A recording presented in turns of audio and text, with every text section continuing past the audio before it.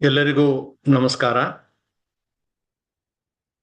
ಇವತ್ತು ನಾವು ಶಂಕರಾಚಾರ್ಯರ ಜೀವನ, ಅವರ ಜೀವಿತಾವಧ ಕಾಲದಲ್ಲಿ ಅವರು ಮಾಡಿದಂಥ ಅದ್ಭುತವಾದಂತಹ ಕೆಲಸಗಳು,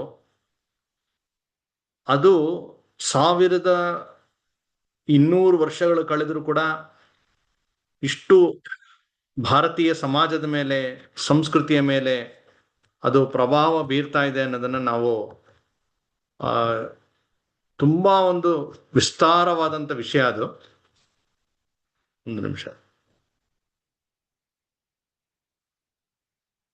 ಆ ಒಂದು ಆಳವಾದ ವಿಸ್ತಾರದ ವಿಚಾರ ನನ್ನ ಮಿತಿಯ ಮೀರಿದ್ದು. ಆದರೂ ಇವತ್ತಿನ ಸೀಮಿತ ಅವಧಿಯಲ್ಲಿ, ನನ್ನ ಸೀಮಿತ ತಿಳುವಳಿಕೆಯಲ್ಲಿ ಒಂದಷ್ಟು ಚಿಂತನೆಗಳನ್ನು ನಿಮ್ಮ ಜೊತೆ ಹಂಚ್ಕೊಳ್ಳೋ ಪ್ರಯತ್ನ ಮಾಡ್ತೀನಿ.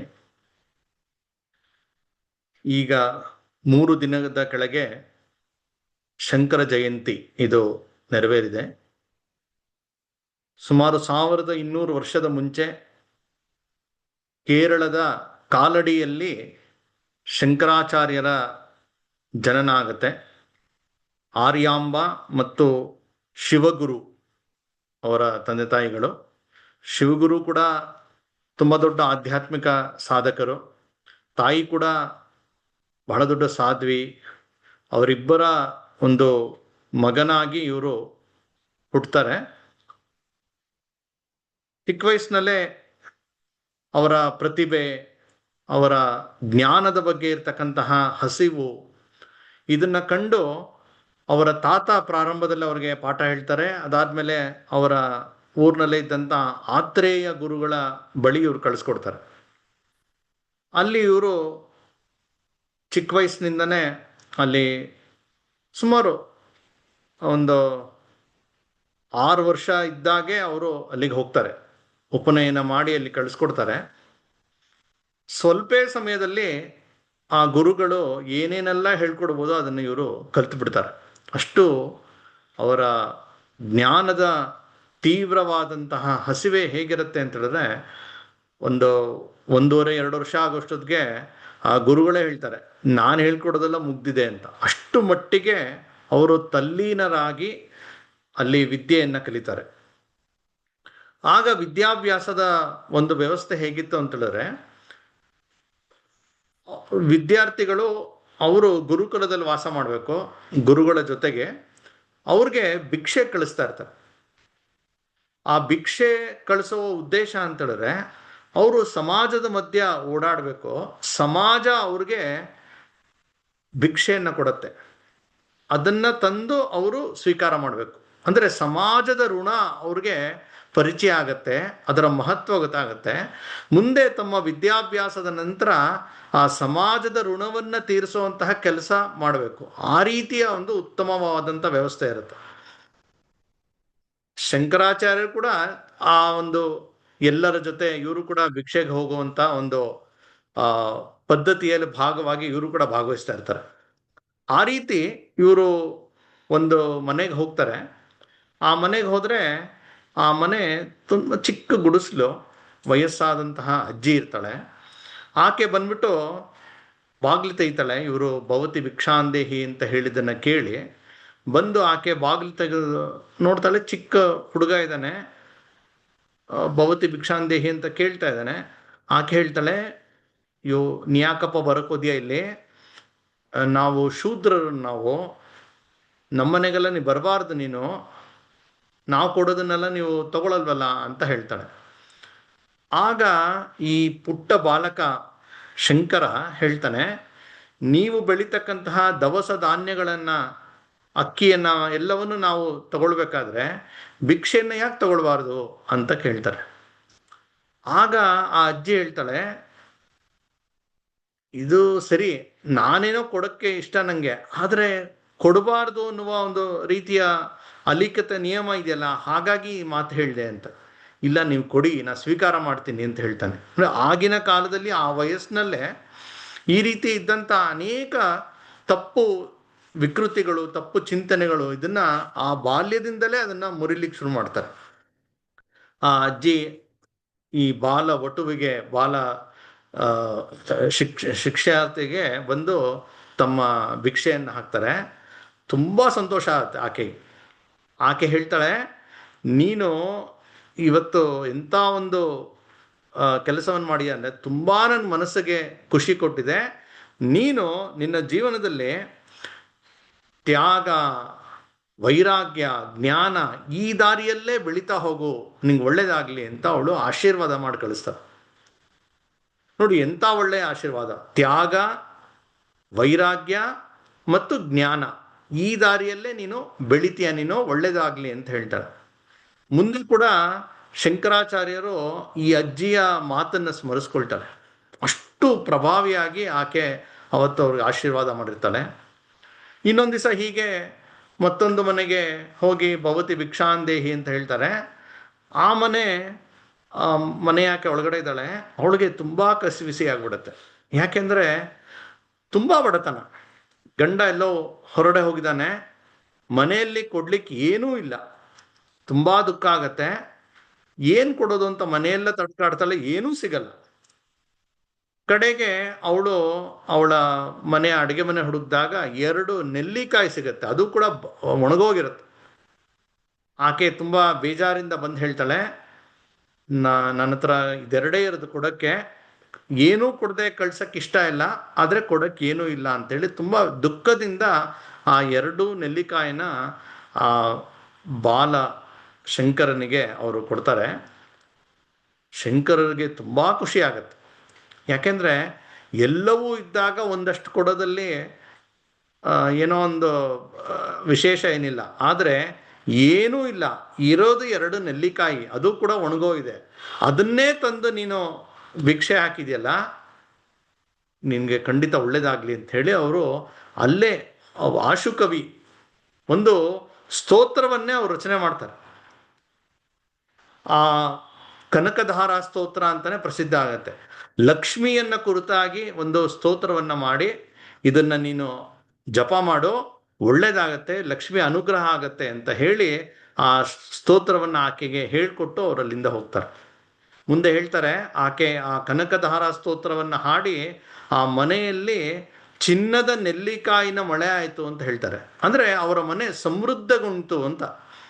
ಈ ರೀತಿ ಆ 2 ವರ್ಷದ ಒಂದು ಅವಧಿಯಲ್ಲಿ ಆತ್ರೇಯ ಗುರುಗಳ ಹತ್ರ ಅವರು ಶಿಕ್ಷಣವನ್ನು ಪಡೆದು ಅವರು ವಾಪಸ್ ಕಳಿಸ್ಕೊಡ್ತಾರೆ. ಅವ್ರು ಹೇಳ್ತಾರೆ, ನಾನು ಹೇಳ್ಕೊಡೋದಾಗಿದೆ, ಇನ್ನು ವಾಪಸ್ ಹೋಗು, ನಿಮ್ಮ ಮನೇಲೇ ಇರು, ನಿಮ್ಮ ಮನೆಯಲ್ಲಿದ್ದು ನೀನು ಕಲ್ತಿರೋದನ್ನು ನಿಮ್ಮ ಇನ್ನೊಂದಷ್ಟು ಕಿರಿಯರಿಗೆ ನೀ ಹೇಳ್ಕೊಡು, ನೀನೇ ಒಂದು ಸಣ್ಣ ಗುರುಕುಲ ಮಾಡು ಅಂತ ಹೇಳಿ ಅವ್ರು ಕಳಿಸ್ಕೊಡ್ತಾರೆ. ಅದರ ಭಾಗವಾಗಿ ಇವರು ವಾಪಸ್ ಮನೆಗೆ ಬರ್ತಾರೆ. ಮನೆಗೆ ಬಂದು ಇವ್ರ ಮನೇಲಿ ಒಂದು ಸಣ್ಣ ಗುರುಕುಲ, ಇವ್ರಿಗೊಂದಷ್ಟು, ಇವರೇ ಚಿಕ್ಕವರು, ಒಂದು 7-8 ವರ್ಷ, ಅವ್ರಿಗಿಂತ ಚಿಕ್ಕವರು ಸಣ್ಣ ಒಂದಷ್ಟು ವಿದ್ಯಾರ್ಥಿಗಳಿಗೆ ಇವರು ಪಾಠ ಹೇಳ್ಕೊಡ್ತಾ ಇದ್ದಾರೆ. ಕಲ್ಪನೆ ಮಾಡ್ಕೊಳ್ಳೋಕೆ ಎಷ್ಟು ಅದ್ಭುತವಾಗಿದೆ. ಹೀಗೆ ಸಮಯ ಆಗತ್ತೆ. ಇವ್ರಿಗೆ ಅವ್ರ ತಾಯಿ ಹೇಳಿರ್ತಾರೆ ಒಂದ್ಸಲಿ ಮಾತಾಡ್ತಾ, ಅವರ ತಂದೆ ತೀರ್ಕೊಂಡಾಗ ಮಾತಾಡ್ತಾ, ನೀನು ಜ್ಞಾನದ ಒಂದು ದಾರಿಯನ್ನು ಹಿಡಿ. ಯಾಕೆಂದರೆ ಇವನು ಅನೇಕ ಪ್ರಶ್ನೆ ಕೇಳ್ತಾ ಇರ್ತಾನೆ ಅವ್ರ ತಂದೆ ತೀರ್ಕೊಂಡಾಗ, ಅವ್ರು ಎಲ್ಲೋದ್ರು, ಯಾಕೆ ವಾಪಸ್ ಬರಲ್ಲ, ಈ ರೀತಿ ಅನೇಕ ಕ್ಲಿಷ್ಟಕರವಾದ ಪ್ರಶ್ನೆ ಕೇಳಿದಾಗ ಕೆಲವು ಚಿಕ್ಕ ಹುಡುಗ ಅಂತ ಹೇಳೋಕ್ಕಾಗಲ್ಲ, ಇನ್ನು ಕೆಲವು ಆಕೆಗೂ ಉತ್ತರ ಗೊತ್ತಿಲ್ಲ. ಆ ರೀತಿಯ ಪ್ರಶ್ನೆಗಳು ಕೇಳಿದಾಗ ತಾಯಿ ಆರ್ಯಾಂಬೆ ಹೇಳಿರ್ತಾಳೆ, ನೀನು ಜ್ಞಾನದ ದಾರಿಯಲ್ಲಿ ಸಾಧನೆ ಮಾಡೋ, ನಿಂಗೆ ಎಲ್ಲ ಪ್ರಶ್ನೆ ಉತ್ತರ ಸಿಗತ್ತೆ ಅಂತ ಹೇಳಿರ್ತಾಳೆ. ಆ ವಿಚಾರ ಇಟ್ಕೊಂಡು ಈಗ ಶಂಕರ ತನ್ನ ತಾಯಿ ಹತ್ರ ಬಂದು ತಾನು ಸನ್ಯಾಸವನ್ನು ಸ್ವೀಕಾರ ಮಾಡಬೇಕು ಅಂತ ಕೇಳ್ತಾನೆ. ಅವಳು ಏನು ಮಾತಾಡಲ್ಲ. ನೋಡಿ, ಗಂಡ ತೀರ್ಕೊಂಡಿಯಾನೆ, ಒಬ್ಬನೇ ಮಗ, ಅವನು ಸನ್ಯಾಸ ಸ್ವೀಕಾರ ಮಾಡ್ತೀನಿ ಅಂತ ಹೇಳಿದಾಗ ಸಹಜವಾಗಿ ತಾಯಿಗೆ ತುಂಬ ದುಃಖ ಬರುತ್ತೆ, ಏನೂ ಹೇಳಲ್ಲ. ಅವ್ರ ಮನೆ ಹತ್ರನೇ ಪೂರ್ಣಾ ನದಿ ಅಂತ ಹರಿತಾ ಇರುತ್ತೆ. ಆ ನದಿಗೆ ಹೋಗಿದ್ದಾರೆ, ಇವನು ಸ್ನಾನ ಮಾಡ್ತಾ ಇದ್ದಾನೆ, ತಾಯಿ ಅಲ್ಲಿ ಬಟ್ಟೆ ಒಗಿತಾ ಕೂತಿಯಾಳೆ. ಅಷ್ಟೊತ್ತಿಗೆ ಜೋರಾಗೆ ಶಂಕರ ಕಿರಿಸ್ತಾನೆ. ಏನು ಅಂತ ನೋಡಿದ್ರೆ ಅವನ ಕಾಲನ್ನು ಒಂದು ಮೊಸಳೆ ಹಿಡ್ಕೊಂಡ್ಬಿಟ್ಟಿದೆ. ಅಮ್ಮ ಅಂತ ಜೋರ ಕಿರಿಸ್ತಾನೆ. ಆಕೆ ಗಾಬರಿ ಆಗುತ್ತೆ. ಸ್ವಲ್ಪ ಸಮಯದ ಮುಂಚೆ ಒಬ್ಬರು ಜ್ಯೋತಿಷಿಗಳು ಇವ್ರಿಗೆ ಹೇಳಿರ್ತಾರೆ, ನಿಮ್ಮ ಮಗನಿಗೆ ತುಂಬ ಕಡಿಮೆ ಆಯಸ್ಸು ಇದೆ ಅಂತ. ಆ ಮಾತು ಇವಳಿಗೆ ನೆನಪಾಗತ್ತೆ. ಅವ್ರು ಹೇಳಿರ್ತಾರೆ, ನಿನ್ನ ಮಗನಿಗೆ ಆಯಸ್ಸಿರೋದು 8 ವರ್ಷ. ಆ 8 ವರ್ಷ ಆ ವಯಸ್ಸಿಗೆ ಅಕಸ್ಮಾತ್ ಅವನೇನಾದ್ರು ಸನ್ಯಾಸತ್ವ ಸ್ವೀಕಾರ ಮಾಡಿದ್ರೆ ಇನ್ನೊಂದು 8 ವರ್ಷ ಅವನು ಬದುಕ್ತಾನೆ. 16ನೇ ವಯಸ್ಸಿಗೆ ಅವನಿಗೆ ವೇದವ್ಯಾಸರ ಒಂದು ಅನುಗ್ರಹ ಸಿಕ್ತು ಅಂದರೆ ಅದು ಇನ್ನೊಂದು ಡಬಲ್, ಇನ್ನೊಂದು 16 ವರ್ಷ ಬದುಕ್ತಾನೆ. ಇಲ್ಲಾಂದರೆ ಅವನ ಆಯಸ್ಸು ಬರೀ 8 ವರ್ಷ ಅಂತ ಒಬ್ಬರು ಹೇಳಿರ್ತಾರೆ. ಇವಳು ಮನಸ್ಸು ಒಳಗಡೆ ಅದೇ ಒಂದು ಕೂತಿರುತ್ತೆ. ಈ 8ನೇ ವಯಸ್ಸಿನ ಮಗ ಆ ರೀತಿ ಮೊಸಳೆ ಹಿಡಿದಿದೆ ಅಂತ ಕಿರಿಸಿದಾಗ ಒಂದು ಕ್ಷಣ ಏನು ಮಾಡಬೇಕು ಗೊತ್ತಾಗಲ್ಲ. ಆ ಸಮಯದಲ್ಲಿ ಇವನು ಹೇಳ್ತಾನೆ, ಅಮ್ಮ ನಾನು ಸನ್ಯಾಸತ್ವ ಸ್ವೀಕಾರ ಮಾಡಲಾ ಬೇಡವಾ ಹೇಳು ಅಂತ ಕೇಳ್ತಾನೆ. ಅವಳಿಗೆ ಆವಾಗ ಅನ್ಸುತ್ತೆ, ಇವಂಗೆ ಅಕಸ್ಮಾತ್ ಸನ್ಯಾಸ ಆಗು ಅಂತ ಹೇಳಿದ್ರೆ ಇನ್ನೊಂದು 8 ವರ್ಷ ಬದುಕ್ತಾನಲ್ಲ ಅಂತೇಳಿ ತಕ್ಷಣ ಒಪ್ಪಿಗೆ ಕೊಟ್ಬಿಡ್ತದೆ. ಅವನು ಹಂಗಂತ ಹಂಗೆ ಒಂದ್ಸಲಿ ಜಾಡಿಸ್ತಾನೆ, ಆ ಮೊಸಳೆ ಬಿಟ್ಕೊಂಡು ಹೋಗುತ್ತೆ. ವಾಪಸ್ ಬರ್ತಾನೆ. ಅಲ್ಲೇ ಆ ನದಿಯಲ್ಲೇ ಅಮ್ಮ ಒಪ್ಪಿಗೆ ಕೊಟ್ಟ ತಕ್ಷಣ ತುರಂತ ಅವನು ತನ್ನ ಬಟ್ಟೆ ಎಲ್ಲ ತೆಗೆದುಹಾಕಿ ಜನ್ವಾರವನ್ನು ತೆಗೆದು ಅವನು ಇವತ್ತು ಸನ್ಯಸ್ತನ ಅದೇ ಅಂತ ಹೇಳಿ ಘೋಷಣೆ ಮಾಡಿಬಿಡ್ತಾನೆ. ಆ ಥರದಲ್ಲಿ ಅವನು ಸನ್ಯಾಸವನ್ನು ಅದೇ ಕ್ಷಣ ಸ್ವೀಕಾರ ಮಾಡಿಬಿಡ್ತಾನೆ. ಬಾ ಮನೆಗೆ ಹೋಗೋಣ ಅಂತ ಹೇಳಿದ್ರೆ, ಇಲ್ಲ ನಾನು ಸನ್ಯಾಸ ಸ್ವೀಕಾರ ಮಾಡಾಯ್ತು ಮನೆಗೆ ಬರಲ್ಲ ಅಂತ. ಇಲ್ಲ ಬಾ ಇವತ್ತೊಂದು ದಿವಸ ಇರು, ನಾಳೆ ಹೋಗು ನೀನು ಅಂತ ಹೇಳಿ ಕರ್ಕೊಂಬಂದು ಅಲ್ಲೇ ಪಕ್ಕದಲ್ಲಿ ಕೃಷ್ಣನ ದೇವಸ್ಥಾನ ಇರುತ್ತೆ, ಅಲ್ಲಿ ಒಂದು ದಿವಸ ಇರು ಅಂತ ಹೇಳ್ತಾರೆ. ಇವನು ತನ್ನ ಗುರುವನ್ನ ಹುಡ್ಕೊಂಡು ಹೋಗ್ಬೇಕು. ಇವಳಿಗೆ ಅದೇ ಚಿಂತೆ. ಚಿಕ್ಕ ಹುಡುಗ, 8 ವರ್ಷದ ಹುಡುಗ ಸನ್ಯಾಸ ಸ್ವೀಕಾರ ಮಾಡಿದ್ದಾನೆ. ಹೇಗೆ ಹೋಗ್ತಾನೆ, ಎಲ್ಲಿಗೆ ಹೋಗ್ತಾನೆ, ಯಾವ ಕ್ರೂರ ಮೃಗಗಳು ಇವನನ್ನ ಯಾವ ರೀತಿ ತೊಂದರೆ ಕೊಡುತ್ತೆ, ಅಥವಾ ಯಾವ ದುಷ್ಟ ಜನರು ಇವಳಿಗೆ ತೊಂದರೆ ಕೊಡ್ಬೋದು, ಇದೆಲ್ಲ ಒಂದು ತಾಯಿಗೆ ಬರ್ತಕ್ಕಂಥ ಯೋಚನೆ ಬರ್ತಾನೇ ಇರುತ್ತೆ ಈಕೆಗೆ. ಆಗ ಅವಳು ಯೋಚನೆ ಮಾಡ್ತಾಳೆ, ಒಂದು ಕೆಲಸ ಮಾಡೋಣ, ಅವನಿಗೆ ಹೇಳೋಣ ಹೋಗೋದು ಹೋಗ್ತೀಯಾ, ಆದರೆ ಜೊತೆಗೆ ನಾನು ಕೆಲವು ಹುಡುಗರನ್ನ ಕೊಡ್ತೀನಿ, ಅವ್ನು ಕರ್ಕೊಂಡು ಹೋಗು ನೀನು ಅಂತ ಹೇಳಿ ಅವಳೊಂದು ಆ ಊರಿನ ಒಂದು 3 ಜನ ಹುಡುಗರನ್ನ, ಇವನಿಗಿಂತ ಸ್ವಲ್ಪ ದೊಡ್ಡವರು ತರುಣರು, ಅವ್ರನ್ನ ಮಾತಾಡಿಸಿ ಇವನ ಜೊತೆ ಕರ್ಕೊಂಡು ಹೋಗ್ಬೇಕು ಅಂತ ಹೇಳಿ ಒಪ್ಪಿಸ್ತಾರೆ. ಆಯಿತು, ಸನ್ಯಾಸಕ್ಕೆ ಒಪ್ಪಿಗೆ ಕೊಟ್ಟ ಮೇಲೆ ಈ ಒಂದು ಈಡೇರಿಕೆ ಮಾಡೇ ಮಾಡ್ತೀನಿ ನಿನ್ನ ಆಸೆಯನ್ನು ಅಂತ ಹೇಳ್ತಾರೆ. ಇನ್ನೊಂದು ಆಸೆಯನ್ನು ಕೇಳ್ತಾಳು, ನೀನು ಹೋಗು, ನಿನ್ನ ಗುರುವನ್ನು ಹುಡುಕು, ಜ್ಞಾನವನ್ನು ಸಂಪಾದನೆ ಮಾಡು, ದೊಡ್ಡ ಸಾಧನೆ ಮಾಡು, ಆದರೆ ಕಡೆಗಾಲದಲ್ಲಿ ನೀನು ನನ್ನನ್ನು ನೋಡಕ್ಕೆ ಬರಬೇಕು ನೀನು ಅಂತ ಕೇಳ್ಕೊಳ್ತಾರೆ. ಆಯ್ತಮ್ಮ, ನಾನು ಎಲ್ಲೇ ಇದ್ದರೂ ಕೂಡ ನಿನ್ನ ಕಡೆಗಾಲದಲ್ಲಿ ನಾನು ಬಂದು ನಿನ್ನನ್ನು ಸೇವೆ ಮಾಡ್ತೀನಿ, ನಿನ್ನ ನೋಡ್ಕೊಳ್ತೀನಿ ಅಂತ ಮಾತು ಕೊಟ್ಟು ಅಲ್ಲಿಂದ ಹೊರಡ್ತಾನೆ. ಕೇರಳದ ಕಾಲಡಿಯಿಂದ ಹೊರಟು ಬಾಲಯತಿ ಜೊತೆಗೆ 3 ಜನ ತರುಣ ಶಿಷ್ಯಂದರು, 4 ಜನ ಹೋಗ್ತಾರೆ. ಕಾಡು ಮೇಡುಗಳಲ್ಲಿ ಬೆಟ್ಟ ಗುಡ್ಡ ಹೋಗ್ತಾರೆ. ಬೇರೆ ಬೇರೆ ಊರನ್ನ ನೋಡ್ತಾ ಇವರು ತಮ್ಮ ಗುರುಗಳು ಇರೋದು ನರ್ಮದಾ ನದಿ ತೀರದಲ್ಲಿದ್ದಾರೆ ಅಂತ ಅವ್ರಿಗೊಂದು ಕುರುಹು ಸಿಕ್ಕಿರುತ್ತೆ. ಅದನ್ನ ಹಿಡ್ಕೊಂಡು ಇವರು ಹೋಗ್ತಾರೆ.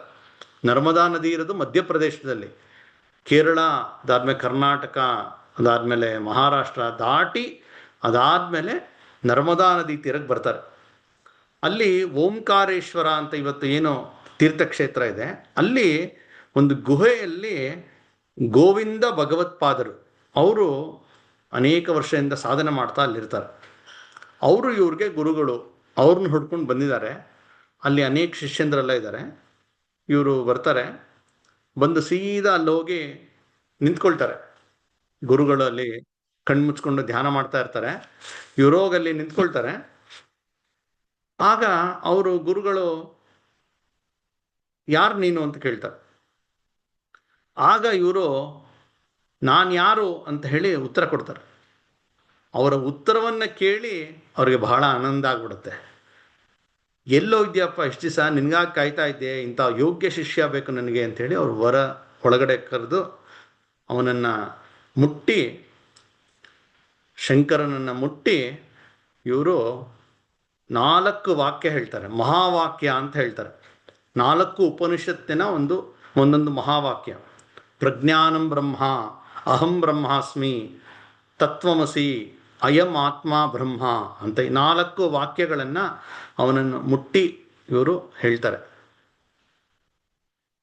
ಈ ಮಾತನ್ನ ಸುಮ್ಮನೆ ಶಬ್ದ ಸೌಂಡ್ ಅಲ್ಲ, ಅದರ ಹಿಂದೆ ಇಂಟೆನ್ಸಿಟಿ ಹೇಗಿರುತ್ತೆ ಅಂತ ಹೇಳಿದ್ರೆ, ಈ 4 ವಾಕ್ಯ ಮುಗಿಯೋಷ್ಟೊತ್ತಿಗೆ ಇಬ್ರು ಸಮಾಧಿ ಸ್ಥಿತಿಗೆ ಹೋಗ್ತಾರೆ, ಗುರುಗಳು ಮತ್ತು ಶಿಷ್ಯ, ಬಾಲ ಶಿಷ್ಯ. ಉಳಿದ ಶಿಷ್ಯಂದ್ರಿಗೆ ಆಶ್ಚರ್ಯ ಆಗ್ಬಿಡುತ್ತೆ, ಇಬ್ರು ಸಮಾಧಿ ಸ್ಥಿತಿ ಹೋಗಿದ್ದಾರೆ. ಗಂಟುಗಟ್ಲೆ 7, 8, 10, 12 ಗಂಟೆ ಆಗುತ್ತೆ. ಮಾರನೇ ದಿನದ ತನಕ ಅವರು ಸಮಾಧಿ ಸ್ಥಿತಿಯಲ್ಲಿ ಇರ್ತಾರೆ. ಆ ರೀತಿಯ ಒಂದು ಆಳವಾದಂತಹ ಒಂದು ತಾದಾತ್ಮ್ಯತೆಯನ್ನು ಸಾಧಿಸಿರ್ತಾರೆ. ಅದಾದ್ಮೇಲೆ ಅವ್ರು ಕೇಳ್ತಾರೆ, ಒಳ್ಳೇದಪ್ಪ, ನಿನಗೆ ಎಲ್ಲ ವಿದ್ಯೆಯನ್ನು ನಾನು ಉಪದೇಶ ಮಾಡ್ತೀನಿ, ಆದರೆ ಎಲ್ಲಿ ನೀನು ಜನ್ವಾರನೇ ಇಲ್ವಲ್ಲ, ಎಲ್ಲಿ ಶಿಕೆ ಬಿಟ್ಟಿಲ್ವಲ್ಲ ಅಂತ ಕೇಳ್ತಾರೆ. ಆಗ ಇವರು ಹೇಳ್ತಾರೆ, ಇಲ್ಲ, ನಾನು ಈ ಥರ ನಡೀತೋ ಘಟನೆ, ನಾನು ಸನ್ಯಾಸ ಸ್ವೀಕಾರ ಮಾಡಿದೆ ಅಂತ. ಆಗ ಹೇಳ್ತಾರೆ, ಇಲ್ಲಿ ಬಾ, ನಾನು ನಾಳೆ ವಿಧಿವತ್ತಾಗಿ ನಿಮಗೆ ಸನ್ಯಾಸವನ್ನು ದೀಕ್ಷೆ ಕೊಡ್ತೀನಿ ಅಂತ ಹೇಳಿ ಮಾರನೇ ದಿವಸ ಕರ್ಕೊಂಡೋಗಿ ಆ ನರ್ಮದಾ ನದಿ ತೀರದಲ್ಲಿ ಶಂಕರರಿಗೆ ಒಂದು ವಿಧಿವತ್ತಾಗಿ ಒಂದು ದೀಕ್ಷೆಯನ್ನು ಕೊಡ್ತಾರೆ. ಆಮೇಲೆ ಕರ್ಕೊಂಡ್ಬಂದು ಅವ್ರಿಗೆ ವಿದ್ಯೆ ಹೇಳ್ಕೊಡೋಕೆ ಶುರು ಮಾಡ್ತಾರೆ. ಏನು ಮುಂಚೆ ಅಲ್ಲಿ ಕಲ್ತಿದ್ರು ಅದರ ಮುಂದುವರೆದ ಭಾಗವಾಗಿ ಎಲ್ಲ ವಿದ್ಯೆಗಳನ್ನು ಇವರು ತುಂಬ ವೇಗವಾಗಿ ಕಲಿತಾ ಹೋಗ್ತಾರೆ. ತುಂಬ ಕಡಿಮೆ ಸಮಯದಲ್ಲಿ ಅವರ ಗುರುಗಳ ಎಲ್ಲ ಒಂದು ಬೋಧನೆಯನ್ನು ಅವರು ಆತ್ಮಸಾತ್ ಮಾಡ್ಕೊಂಡ್ಬಿಡ್ತಾರೆ. ಒಂದು ದಿವಸ ಗುರುಗಳು ಹೇಳ್ತಾರೆ, ನಿನಗೆ ಒಂದು ಕೆಲಸ ಕೊಡ್ತೀನಿ, ಏನಂದರೆ ವಿಷ್ಣು ಸಹಸ್ರನಾಮಕ್ಕೆ ನೀನು ಭಾಷ್ಯ ಬರೀಬೇಕು ಅಂತ. ಆಯ್ತು ಗುರುಗಳೇ ಅಂತ ಕೂತ್ಕೊಂಡು ಅಲ್ಲಿ ವಿಷ್ಣು ಸಹಸ್ರನಾಮದ ಭಾಷ್ಯವನ್ನು ಒಂದು 15 ದಿನ ಸಮಯ ತಗೊಂಡು ಅದನ್ನು ರಚನೆ ಮಾಡ್ತಾರೆ. ಧಾರ್ಮಿಕ ಗುರುಗಳಿಗೆ ಅದನ್ನು ಅರ್ಪಣೆ ಮಾಡ್ತಾರೆ. ಗುರುಗಳು ಆಗಾಗ ಸಮಾಧಿ ಸ್ಥಿತಿಗೆ ಹೊಡೋಗ್ತಾ ಇರ್ತಾರೆ. ಆ ರೀತಿ ಒಂದ್ಸಲಿ ಸಮಾಧಿ ಸ್ಥಿತಿ ಹೊಡೋಗಿದ್ದಾರೆ. ಒಂದ್ಸಲಿ ಸಮಾಧಿ ಸ್ಥಿತಿಗೆ ಹೋದರೆ ಕೆಲವು ಗಂಟೆಗಳು, ಕೆಲವು ದಿನಗಳು ಅವರು ವಾಪಸ್ ಪ್ರಜ್ಞೆಗೆ ಬರ್ತಾ ಇರಲ್ಲ. ಆಗ ಆ ಗುಹೆಯ ಹೊರಗಡೆ ಶಿಷ್ಯಂದ್ರು ನಿಂತಿರ್ತಾರೆ, ಅವರನ್ನು ಕಾಯ್ತಾ ನಿಂತಿರ್ತಾರೆ. ಆ ಸಮಯದಲ್ಲಿ ತುಂಬ ಜೋರಾಗಿ ಮಳೆ ಬರ್ತಾ ಇರುತ್ತೆ. ಮಳೆ ನಿರಂತರ ಬರ್ತಾ ಬರ್ತಾ ನರ್ಮದಾ ನದಿ ಅದು ಪ್ರವಾಹ ರೀತಿ ಉಕ್ಕಿ ಹರಿಯಕ್ಕೆ ಶುರು ಮಾಡುತ್ತೆ. ಆಗ ಅನೇಕರಿಗೆ ಭಯ ಆಗತ್ತೆ, ಈ ನೀರು ಇನ್ನು ಸ್ವಲ್ಪ ಅದು ಎತ್ತರ ಬಂದು ಅದು ಗುಹೆ ಒಳಗಡೆನೆ ಹೋಗ್ಬಿಡ್ಬೋದು ಅನ್ನುವ ಒಂದು ಆತಂಕ ಸೃಷ್ಟಿಯಾಗುತ್ತೆ. ಆಗ ಎಲ್ಲರೂ ಬಂದು ಶಂಕರನ್ನು ಕೇಳ್ಕೊಳ್ತಾರೆ, ನೀ ಏನಾರು ಮಾಡಪ್ಪ ಅಂತ. ಶಂಕರ ಆಯಿತು ಅಂತ ಬಂದು ತನ್ನ ಕಮಂಡಲವನ್ನು ಅಲ್ಲಿ ದಡದ ಮೇಲೆ ಇಟ್ಬಿಟ್ಟು ಅಲ್ಲಿ ಆಹ್ನಿಕ ಮಾಡ್ತಾ ಕೂತ್ಕೊಂಡು ನರ್ಮದೆಗೆ ಪ್ರಾರ್ಥನೆ ಮಾಡ್ತಾರೆ. ಗಂಗೆ ಭಗೀರಥನ ಒಂದು ಇಚ್ಛೆಗೆ, ಅವನ ಪ್ರಾರ್ಥನೆಗೆ ಮೆಚ್ಚಿ ಅವಳು ಹರಿದು ಬಂದ್ಲು. ನೀನು ಗಂಗೆಯ ಪ್ರತಿರೂಪವೇ, ನಮ್ಮ ಗುರುಗಳು ಇದ್ದಾರೆ, ಗುರುಗಳಿಗೆ ಯಾವುದೇ ರೀತಿ ತೊಂದರೆ ಆಗದೆ ರೀತಿ ನೀನು ದಯಮಾಡಿ ನೀನು ನಿನ್ನ ಹರಿವನ್ನು ನೀನು ನಿಯಂತ್ರಣ ಮಾಡು ಅಂತ ಇವ್ರು ಪ್ರಾರ್ಥನೆ ಮಾಡ್ತಾರೆ. ರಾತ್ರಿಯೆಲ್ಲ ಮಳೆ ಬರ್ತಾ ಇರುತ್ತೆ. ಶಂಕರ ನದಿ ತೀರದಲ್ಲೇ ಕೂತ್ಕೊಂಡು ಜಪ ಮಾಡ್ತಾನೇ ಇರ್ತಾನೆ. ಬೆಳಗಾಗೋ ಅಷ್ಟೊತ್ತಿಗೆ ಆ ನರ್ಮದಾ ನದಿ ಅದು ಸ್ವಲ್ಪ ಪ್ರವಾಹ ತಗ್ಗಿರುತ್ತೆ. ಅಷ್ಟು ಗುರುಗಳು ಅವರು ಎಚ್ಚರಗೊಳ್ತಾರೆ. ಆಗ ಈ ಥರ ಆಗಿದ್ದೆಲ್ಲ ಗೊತ್ತಾಗುತ್ತೆ, ತುಂಬ ಸಂತೋಷ ಆಗುತ್ತೆ. ಆಗ ಶಂಕರರನ್ನು ಕರೆದು ಹೇಳ್ತಾರೆ, ನೋಡಪ್ಪ, ಇವತ್ತಿಗೆ ನಿನ್ನ ವಿದ್ಯಾಭ್ಯಾಸ ನನ್ನ ಬಳಿ ಮುಗಿದಿದೆ, ಇನ್ನು ನೀನು ಮುಂದಕ್ಕೆ ಹೋಗ್ಬೋದು ಅಂತ ಕೇಳ್ತಾರೆ. ಆಗ ಗುರುಗಳಿಗೆ ಇವರು ನಮಸ್ಕಾರ ಮಾಡ್ತಾರೆ. ಗುರುಗಳಿಗೆ ಏನಾದ್ರು ಕಾಣಿಕೆ ಕೊಡಬೇಕಲ್ಲ, ಕೊಡೋಕ್ಕೆ ಏನಿದೆ? ಏನೂ ಇಲ್ಲ. ಏನೋ ಗಿಫ್ಟ್ ಕೊಡೋದು ಅಥವಾ ಮತ್ತೇನೋ ಕೊಡೋಕ್ಕೆ ಏನೂ ಇಲ್ಲ. ಹಾಗಾಗಿ ಶಂಕರಾಚಾರ್ಯರು ಯೋಚನೆ ಮಾಡ್ತಾರೆ, ಇವ್ರಿಗೆ ಒಬ್ಬ ಇಂಥ ದೊಡ್ಡ ಗುರುಗಳಿಗೆ ನನ್ನ ಹತ್ರ ಇರೋದನ್ನು, ನನ್ನ ಜ್ಞಾನ, ಇದನ್ನು ಬಳಸಿಯೇ ಒಂದು ಏನಾರು ಕೊಡ್ತೀನಿ ಅಂಥೇಳಿ ಒಂದು ಚಿಕ್ಕ ಪುಸ್ತಕವನ್ನೇ ರಚನೆ ಮಾಡ್ತಾರೆ. ಆ ಪುಸ್ತಕವನ್ನು ಬರೆದು ಅವ್ರ ಗುರುಗಳ ಪಾದಕ್ಕಿಡ್ತಾರೆ. ಅವ್ರು ನೋಡಿ ತುಂಬ ಆನಂದ ಪಡ್ತಾರೆ. ಆ ಪುಸ್ತಕವೇ ಇವತ್ತಿಗೂ ಪ್ರಸಿದ್ಧವಾದಂತಹ ವಿವೇಕ ಚೂಡಾಮಣಿ.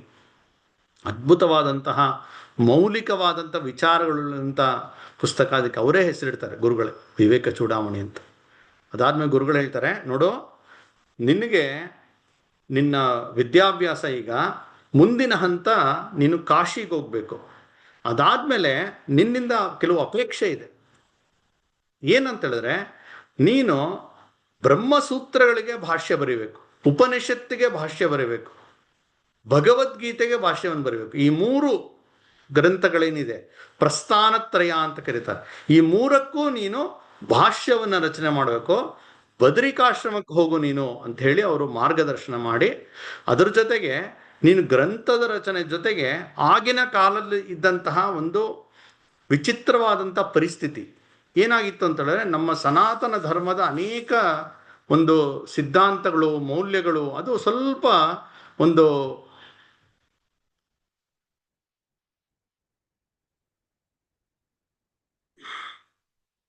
ಒಂದು ನಿಮಿಷ.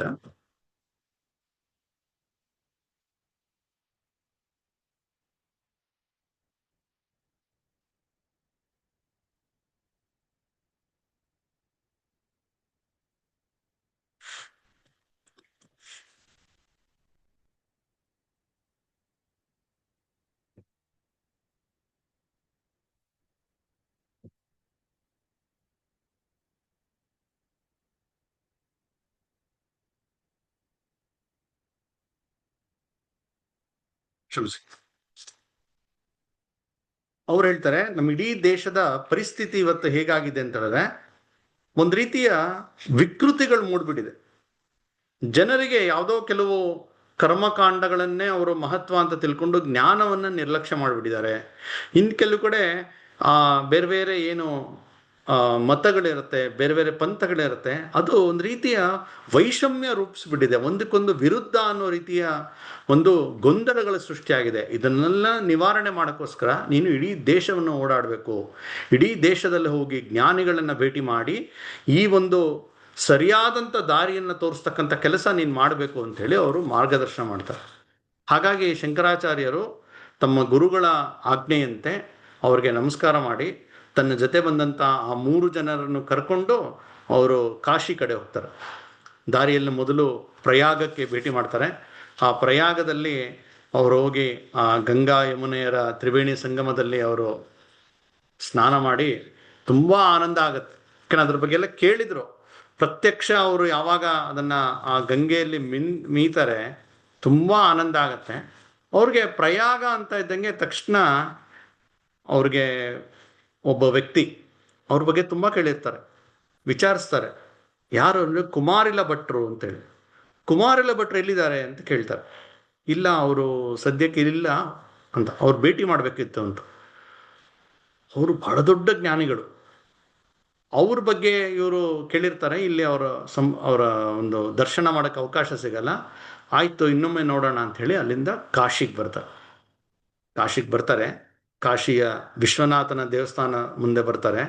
ಆ ದೇವಸ್ಥಾನವನ್ನು ಪ್ರವೇಶ ಮಾಡ್ತಾ ಇದ್ದಂಗೆ ಎಂತಹ ಒಂದು ಆನಂದ ಭರಿತರಾಗ್ತಾರೆ ಅಂದರೆ, ಸೀದಾ ಗರ್ಭಗುಡಿಯಲ್ಲಿ ಹೋಗಿ ಆ ಶಿವಲಿಂಗವನ್ನು, ವಿಶ್ವನಾಥನ ಲಿಂಗವನ್ನು ಅವರು ಅಪ್ಪಿ ತಬ್ಕೊಂಡ್ಬಿಡ್ತಾರೆ. ಕಣ್ಣಲ್ಲಿ ನೀರು ಧಾರಾಕಾರ ಹರಿತಾ ಇದೆ. ಅಲ್ಲಿದ್ದಂಥ ಅರ್ಚಕರು, ಅಲ್ಲಿದ್ದಂಥ ಮಹಂತರು ಅವರೆಲ್ಲ ನೋಡ್ತಾರೆ. ಅವ್ರಿಗೆ ಆಶ್ಚರ್ಯ ಆಗುತ್ತೆ, ಯಾರಿದು ಬಾಲ ಎತ್ತಿ. ಜನ ಬರ್ತಾರೆ, ನೋಡ್ತಾರೆ, ನಮಸ್ಕಾರ ಮಾಡ್ತಾರೆ, ಕೆಲವು ಸ್ತೋತ್ರಗಳು ಹೇಳ್ತಾರೆ.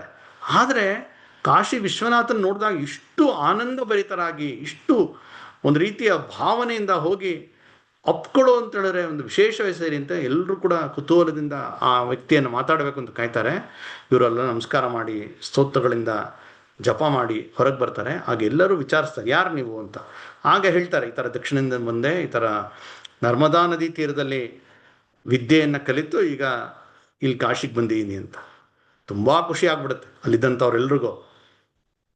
ನೀವು ಏನು ಯೋಚನೆ ಮಾಡಬೇಡಿ, ನಿಮ್ಗಿಲ್ಲಿ ವ್ಯವಸ್ಥೆ ಮಾಡ್ತೀವಿ, ನೀವು ಇಲ್ಲಿ ಎಷ್ಟು ಸಮಯ ಬೇಕಾದ್ರೂ ಇರ್ಬೋದು. ನೀವು ಅಂದ್ಕೊಂಡಂತಹ ಕೆಲಸಗಳನ್ನು ಮಾಡ್ಬೋದು. ನೀವೇನೇನು ಶಾಸ್ತ್ರ ಗ್ರಂಥಗಳ ರಚನೆ ಮಾಡಬೇಕು ಅಂತ ನಿಮ್ಗೆ ಅವಕಾಶ ಮಾಡಿಕೊಡ್ತೀವಿ ಅಂತ ಹೇಳಿ ಒಂದು ಒಳ್ಳೆಯ ಕೊಠಡಿ ವ್ಯವಸ್ಥೆ ಮಾಡಿ, ನೀವು ಎಲ್ಲೂ ಕೂಡ ಭಿಕ್ಷೆ ಹೋಗೋ ಅವಶ್ಯಕತೆಯೂ ಇಲ್ಲ. ಯಾಕೆಂದರೆ ಇದು ಕಾಶಿ ಅಂದರೆ ಅನ್ನಪೂರ್ಣೇಶ್ವರಿಯ ಸನ್ನಿಧಿ, ಇದು ನಿಮಗೆಲ್ಲ ವ್ಯವಸ್ಥೆಗಳಾಗತ್ತೆ ಅಂತ ಹೇಳಿ ಅವರೆಲ್ಲ ಇವ್ರಿಗೆ ತುಂಬ ಖುಷಿಯಿಂದ ವ್ಯವಸ್ಥೆ ಮಾಡಿಕೊಡ್ತಾರೆ.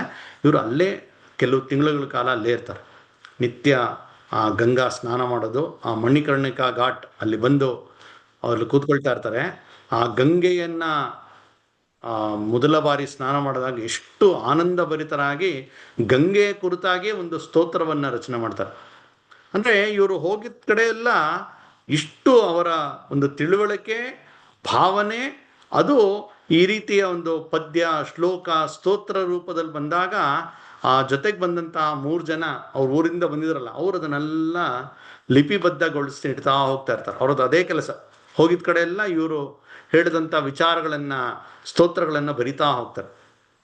ಅದಾದಮೇಲೆ ಒಂದ್ಸಲಿ ಮಣಿಕರ್ಣಿಕಾ ಘಾಟ್ ಅಲ್ಲಿ ಅವರು ಸ್ನಾನ ಮಾಡ್ತಾರೆ. ಸ್ನಾನ ಮಾಡಿ ಬರ್ತಿದ್ದಾರೆ, ಮೆಟ್ಲತ್ಕೊಂಡು ಬರ್ತಾ ಇರ್ಬೇಕಾದ್ರೆ ಅಲ್ಲಿ ಅಡ್ಡವಾಗಿ ಒಬ್ಬ ಚಾಂಡಾಳ, ಸ್ಮಶಾನ ಕಾಯ್ತಕ್ಕಂಥ ಒಬ್ಬ ವ್ಯಕ್ತಿ, ಅತ್ಯಂತ ವಿಕಾರ ರೂಪದಲ್ಲಿದ್ದಾನೆ.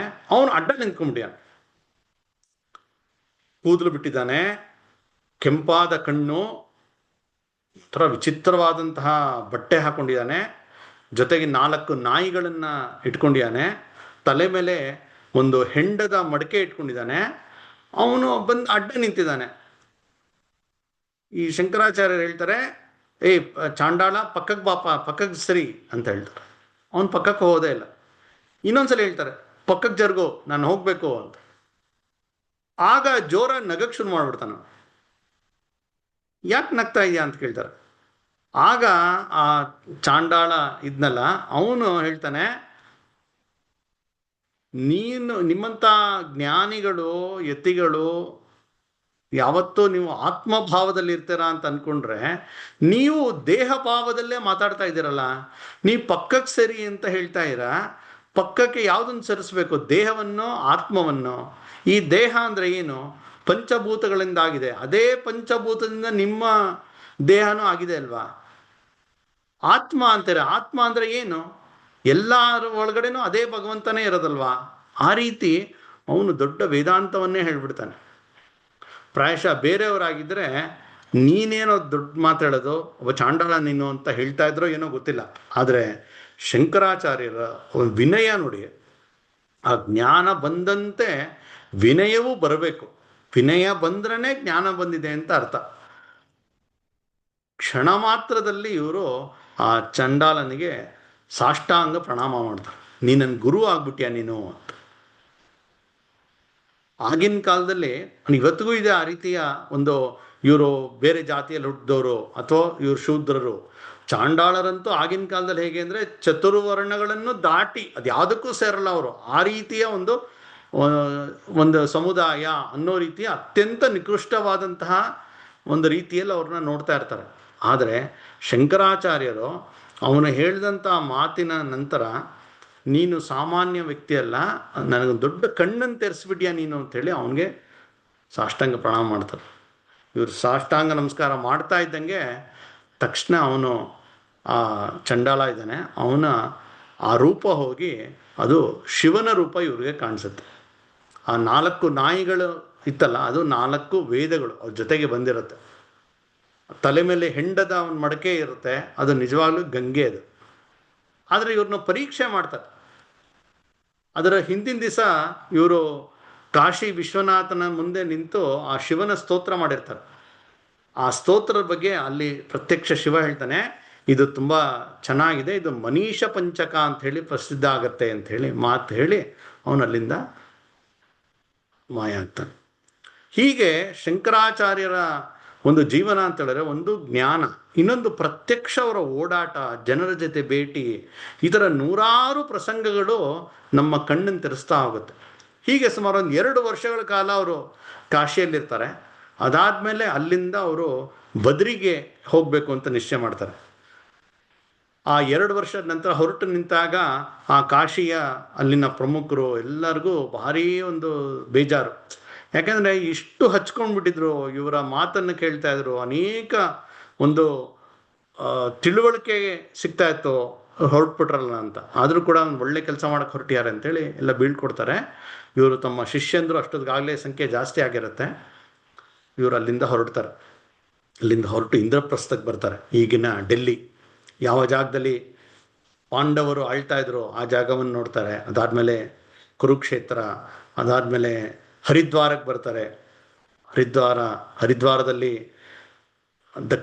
ದಾಕ್ಷಾಯಿಣಿ, ಆಕೆ ಶಿವನ ಒಂದು ಹೆಂಡತಿ, ಅವಳಲ್ಲಿ ದಕ್ಷ ಯಜ್ಞ ಮಾಡ್ತಾ ಇರ್ಬೇಕಾದ್ರೆ ಅಲ್ಲಿ ಅಗ್ನಿ ಪ್ರವೇಶ ಮಾಡಿದಂಥ ಜಾಗ.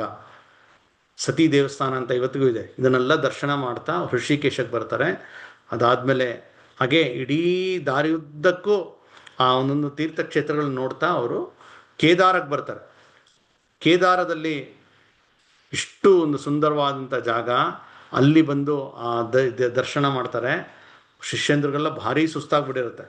ಅಲ್ಲಿ ಇವರಂತೂ ಹೋಗಿದ ಕಡೆ ಎಲ್ಲ ತಣ್ಣೀರು ಸ್ನಾನ ಮಾಡ್ತಾರೆ. ಆದರೆ ಅಲ್ಲಿ ಹಿಮಾಲಯದ ಒಂದು ಕೊರೆತ ಚಳಿ ಇದೆ, ಹೇಗೆ ಮಾಡೋದು ಅಂತ ಶಿಷ್ಯಂದರು ಯೋಚನೆ ಮಾಡ್ತಾ ಇರ್ತಾರೆ. ಆಗ ಶಂಕರಾಚಾರ್ಯರಲ್ಲಿ ಗೌರಿಕುಂಡ ಅನ್ನುವ ಜಾಗದಲ್ಲಿ ಅವರು ಒಂದು ವ್ಯವಸ್ಥೆ ಮಾಡ್ತಾರೆ. ನೋಡಿದ್ರೆ ಅಲ್ಲಿ ಹೊಗೆ ಬರೋಕ್ಕೆ ಶುರು ಆಗುತ್ತೆ. ನೋಡಿದ್ರೆ ಬಿಸಿನೀರು ಬರ್ತಾ ಇದೆ. ಖುಷಿಯಾಗಿ ಶಿಷ್ಯಂದ್ರೆಲ್ಲ ಅಲ್ಲಿ ಬಿಸಿನೀರು ಸ್ನಾನ ಮಾಡ್ತಾರೆ. ಇವತ್ತಿಗೂ ಬಿಸಿನೀರು ಕುಂಡ ಇವತ್ತಿಗೂ ಅಲ್ಲಿ ಗೌರಿಕುಂಡದಲ್ಲಿದೆ. ಹೀಗೆ ಕೇದಾರ ಆಗುತ್ತೆ. ಅದಾದ್ಮೇಲೆ ಬದರಿಗೆ ಬರ್ತದೆ. ಅಲ್ಕನಂದ ನದಿಯಲ್ಲಿ ಸ್ನಾನ ಮಾಡ್ತಾರೆ. ದೇವಸ್ಥಾನಕ್ಕೆ ಬರ್ತಾರೆ. ದೇವಸ್ಥಾನದಲ್ಲಿ ದರ್ಶನ ಮಾಡ್ತಾರೆ. ಅಲ್ಲಿದ್ದಂಥ ಯಾರು ಪ್ರಮುಖರು, ಅಲ್ಲಿನ ರಾಜ ಬ್ರಹ್ಮಗುಪ್ತ ಅಂತ, ಅವನು ಕೂಡ ಅಲ್ಲಿರ್ತಾನೆ. ಎಲ್ಲರ ಒಂದು ಪರಿಚಯ ಆಗುತ್ತೆ. ಅವರು ಹೊರಡ್ತಾರೆ. ಆಗ ಬ್ರಹ್ಮಗುಪ್ತ ಕೇಳ್ತಾನೆ, ನೀವು ದೇವಸ್ಥಾನಕ್ಕೆ ಬಂದ್ರ, ದೇವಸ್ಥಾನವನ್ನು ದರ್ಶನ ಮಾಡಿದ್ರ, ಅಲ್ಲೇನಾದ್ರು ವಿಶೇಷ ಗಮನಿಸಿದ್ರ ನೀವು ಅಂತ. ಏನು ಅಂತಂದರೆ, ಅಲ್ಲಿ ಬದ್ರಿನಾರಾಯಣನ ದೇವಸ್ಥಾನದಲ್ಲಿ ಗೃಹದಲ್ಲಿ ಪೀಠ ಮಾತ್ರ ಇರುತ್ತೆ. ಬದ್ರಿನಾರಾಯಣನ ಮೂರ್ತಿ ಇರೋದೇ ಇಲ್ಲ. ನೋಡಿದೆ ಅಂತ ಹೇಳ್ತಾರೆ. ಆಗ ಅವನು ಕೇಳ್ಕೊಳ್ತಾನೆ, ದಯಮಾಡಿ ನೀವು ಇದಕ್ಕೊಂದು ದಾರಿ ತೋರಿಸಿ, ಇಲ್ಲಿ ಮತ್ತೊಮ್ಮೆ ಬದ್ರಿನಾರಾಯಣ ಬರಬೇಕು, ಮತ್ತು ಇಲ್ಲಿ ಸರಿಯಾದಂಥ ಪೂಜೆ ವ್ಯವಸ್ಥೆ ಆಗಬೇಕು, ಅವನಿಗೆ ನಿತ್ಯ ಪೂಜೆ ಆಗಬೇಕು, ಅದಕ್ಕೆ ದಯಮಾಡಿ ನೀವು ಏನಾದ್ರು ಕೃಪೆ ಮಾಡಿ ಅಂತ ಕೇಳ್ತಾರೆ. ಇವ್ರ ಜೊತೆ ಒಬ್ಬ ನಾರಾಯಣ ಅಂತ ಶಿಷ್ಯ ಇರ್ತಾನೆ. ಕರೀತಾರೆ ಒಬ್ಬ ನಾರಾಯಣ, ಅವನ ಜೊತೆ ಕರ್ಕೊಂಡು ಅಲ್ಲಿ ಒಂದು ಅಲ್ಕನಂದ ನದಿ ಒಂದು ಜಾಗದಲ್ಲಿ ತುಂಬ ಆಳ ಇರುತ್ತೆ. ಅವ್ರು ಹೇಳ್ತಾರೆ, ನೋಡು, ಈಗ ಒಂದು ಕೆಲಸ ಹೇಳ್ತೀನಿ, ತುಂಬ ಅಪಾಯವಾದಂತಹ ಸಾಹಸವಾದ ಕೆಲಸ ಮಾಡ್ತೀಯಾ ಅಂತ. ಮಾಡ್ತೀನಿ ಗುರುಗಳೇ, ನೀವು ಏನು ಹೇಳಿದ್ರು ಮಾಡ್ತೀನಿ ಅಂತ, ನೀವು ಪ್ರಾಣ ಕೊಡಿ ಅಂದರೂ ಕೊಡೋಕ್ಕೆ ತಯಾರಿದ್ದೀನಿ ಅಂತ. ಸರಿ ಬಾ ಅಂಥೇಳಿ ಇಬ್ಬರು ಕೂಡ ಆ ನೀರನ್ನ ಧುಮುಕ್ತಾರೆ, ಜಲಸ್ತಂಭನ ಮಾಡ್ತಾರೆ. ಅಂದರೆ ನೀರಿನಲ್ಲಿದ್ದು ಅವರು ಉಸಿರಾಡ್ತಾ ಉಳಿಬೇಕು. ಆ ರೀತಿಯ ಒಂದು ಶಕ್ತಿ, ಯೋಗ ಶಕ್ತಿಯಿಂದ ಇಬ್ಬರು ಕೆಳಗಡೆ ಹೋಗ್ತಾರೆ, ಸುಮಾರು ಆಳಕ್ಕೆ ಹೋಗ್ತಾರೆ. ಅಲ್ಲಿ ಆ ಬದ್ರಿನಾರಾಯಣನ ಒಂದು ಮೂರ್ತಿ ಅಲ್ಲಿಗೆ ಹೊಟ್ಟೋಗಿರುತ್ತೆ. ಒಂದು ಕತೆ ಪ್ರಕಾರ ಅಲ್ಲಿನ ವೈಷ್ಣವರು ಮತ್ತು ಬೌದ್ಧರ ಜೊತೆ ಜಗಳ ಆದಾಗ ಅದನ್ನು ಕಿತ್ತಾಕ್ಬಿಟ್ರು ಅಂತ ಒಂದು ಬರುತ್ತೆ ಕತೆ. ಒಟ್ಟು ಅಲ್ಲಿ ಅದು ಸಿಗತ್ತದು. ಅದನ್ನು ಇಬ್ಬರು ಹಿಡ್ಕೊಂಡು ಮೇಲಕ್ಕೆ ಬರ್ತಾರೆ. ಆ ನಾರಾಯಣನಿಗೆ ಹೇಳ್ತಾರೆ ಶಂಕರಾಚಾರ್ಯರು, ನಾರಾಯಣ, ನೀನು ಈ ಬದ್ರಿನಾರಾಯಣನ ಸೇವೆ ಮಾಡಬೇಕು, ಇದು ನಿನ್ನ ಜೀವನದ ಕೆಲಸ. ಆಯ್ತು ಗುರುಗಳೇ ಅಂತಾರೆ. ತಗೊಂಬಂದು ಅದನ್ನು ಪ್ರತಿಷ್ಠಾಪನೆ ಮಾಡ್ತಾರೆ. ಇವತ್ತು ನಾವೆಲ್ಲರೂ ಬದ್ರಿನಾಥಕ್ಕೆ ಹೋದರೆ ಬದ್ರಿನಾರಾಯಣನ ನಾವೇನು ಸಂದರ್ಶನ ಮಾಡ್ತಾ ಇವಿ, ಆ ಒಂದು ತೀರ್ಥಕ್ಷೇತ್ರವನ್ನು ಪುನರುಜ್ಜೀವನಗೊಳಿಸಿದ್ದು ಶಂಕರಾಚಾರ್ಯರು. ಆ ದೇವಸ್ಥಾನದಲ್ಲಿ ಬದ್ರಿನಾರಾಯಣ ಪ್ರತಿಷ್ಠಾಪನೆ ಮಾಡಿದ್ದು ಶಂಕರಾಚಾರ್ಯರು, ಪುನರ್ ಪ್ರತಿಷ್ಠಾಪನೆ ಮಾಡಿ ಆ ನಾರಾಯಣನಿಗೆ ಅವನಿಗೆಲ್ಲ ವಿದ್ಯೆಗಳು ಕಲಿಸಿರ್ತಾರೆ. ತಂತ್ರ ಸಾರೋಕ್ತವಾಗಿ ಅಲ್ಲಿ ಪೂಜೆ ಮಾಡುವಂತಲ್ಲಿ ಬಿಡ್ತಾರೆ. ನೋಡಿ, ಆ ನಾರಾಯಣ ಇವ್ರ ಊರಿಂದ ಬಂದಂಥ ಒಬ್ಬ ಸ್ನೇಹಿತ, ನಂಬೂದ್ರಿ ಬ್ರಾಹ್ಮಣ. 1200 ವರ್ಷದಿಂದ ಇವತ್ತಿಗೂ ಅದೇ ಪರಂಪರೆ ನಡ್ಕೊಂಡ್ ಬಂದಿದೆ. ಬದ್ರಿಯಲ್ಲಿ ಪೂಜೆ ಮಾಡ್ತಕ್ಕಂಥವ್ರು ಕೇರಳದ ನಂಬೂದ್ರಿ ಬ್ರಾಹ್ಮಣರು. ಸೊ ಅಲ್ಲಿ ಅವರು ವ್ಯವಸ್ಥೆ ಮಾಡ್ತಾರೆ.